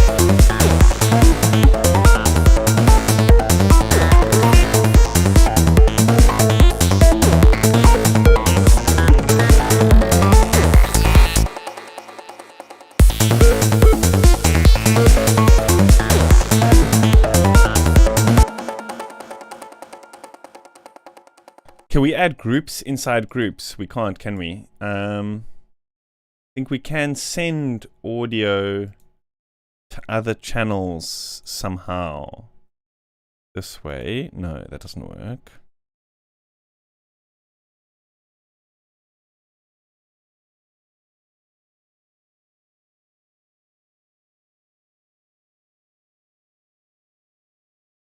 We can. We can put groups inside groups. Interesting. Okay. Insert group, because I want to put kick and bass and the percussions group all together. Then these can all go together. Oh my gosh, guys, I need to go to the bathroom again. I'm drinking lots of water. That's a good thing, I suppose. Let me play the track for you. I'll be back in a moment.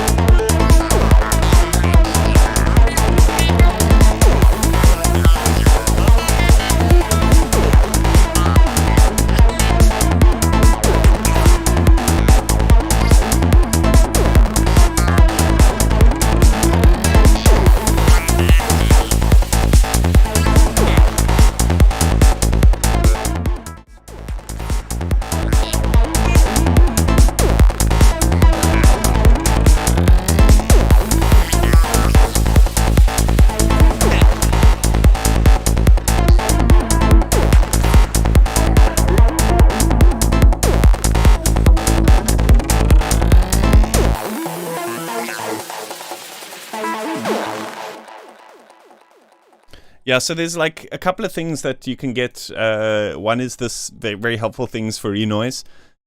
This thing to print out, which has all the different commands and like a little explanation of what they do. And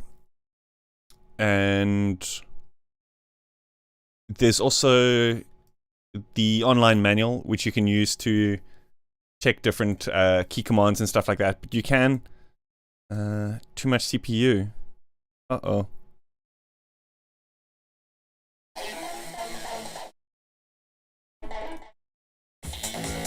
Okay, we've enabled it again. That's fine. Probably just switching windows and stuff on my computer while I'm streaming video does kill it. But you can actually set your own key commands, I believe, in the preferences over here. You can set your own stuff. That's pretty cool.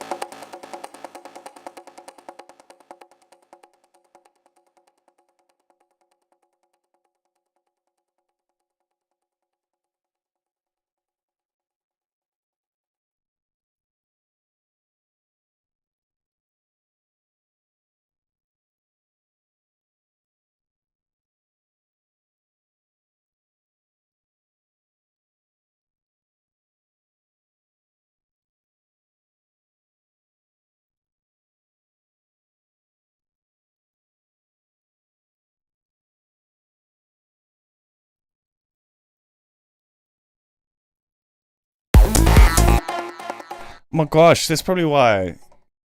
Flippin' using direct sound and not ASIO. Oh my gosh.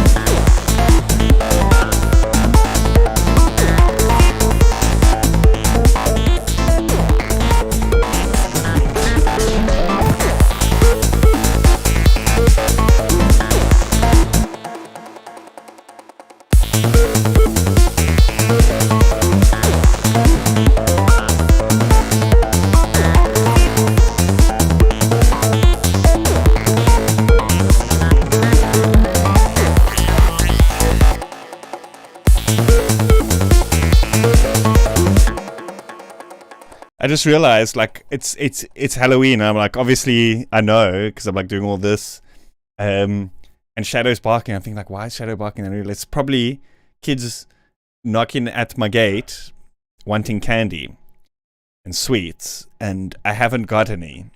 So I don't want them to egg my fucking house. Maybe I should like go to the shops quick and just get like a couple of bags, just as a backup, in case they come with eggs, you know, and nefarious tricks. No, I'm joking. It's not such a big thing actually in South Africa. The whole trick or treat thing. Halloween in general is not very big. So I think I'm gonna probably call it. I should go to the shop, do the whole thing, just in case, you know. But yeah, what we can do is we can start like winding it down by just copying this, and then like, for example, we can just cut this and take the bass from earlier, which is just like the flat bass, copy this and put it here, you know. What we can do is we can also go like this and duplicate the first one, and then just like remove the bass and the percussions and stuff from here, and kind of like work backwards in this view, which is pretty cool.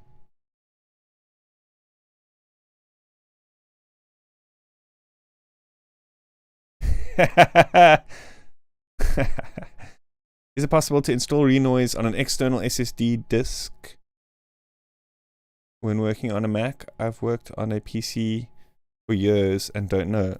I actually don't know about the external, but I do use it on my Mac. Like when my power goes out and stuff. I've been playing around a bit with Renoise on the Mac laptop. VCV. Yeah, man, I love VCV. Next time, yes. Maybe next stream we do a VCV stream. Are you guys keen on that? Keen on a VCV stream? We could also like copy this and then like pop this here and do like a slight variation of it in this intro.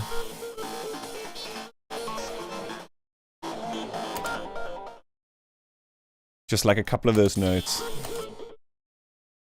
And then like,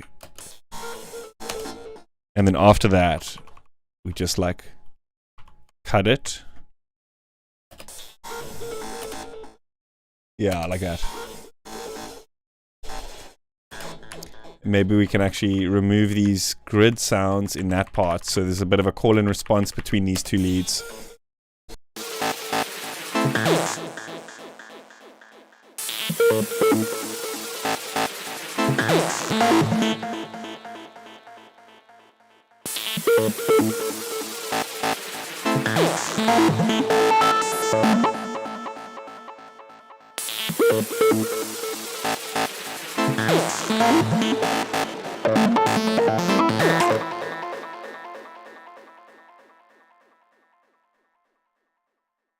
I'll still just quickly finish up this intro and then let it play through for you folks who want to stick around to hear what we've created.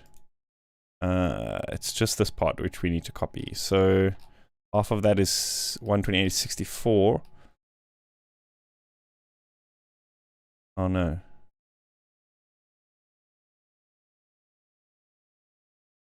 We want 64 notes.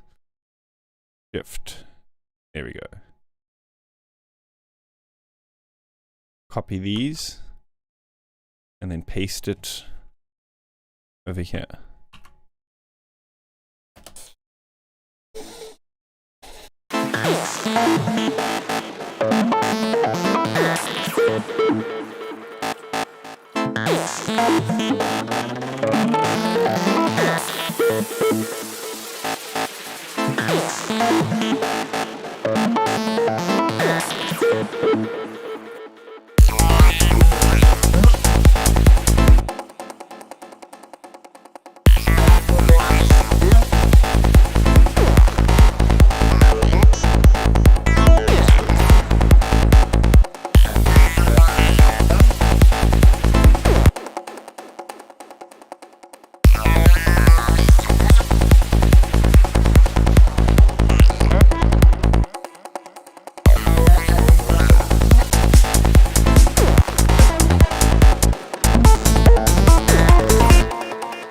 I think actually what we can do is you can also create a new thing here, and then you can actually choose, like here for example, you can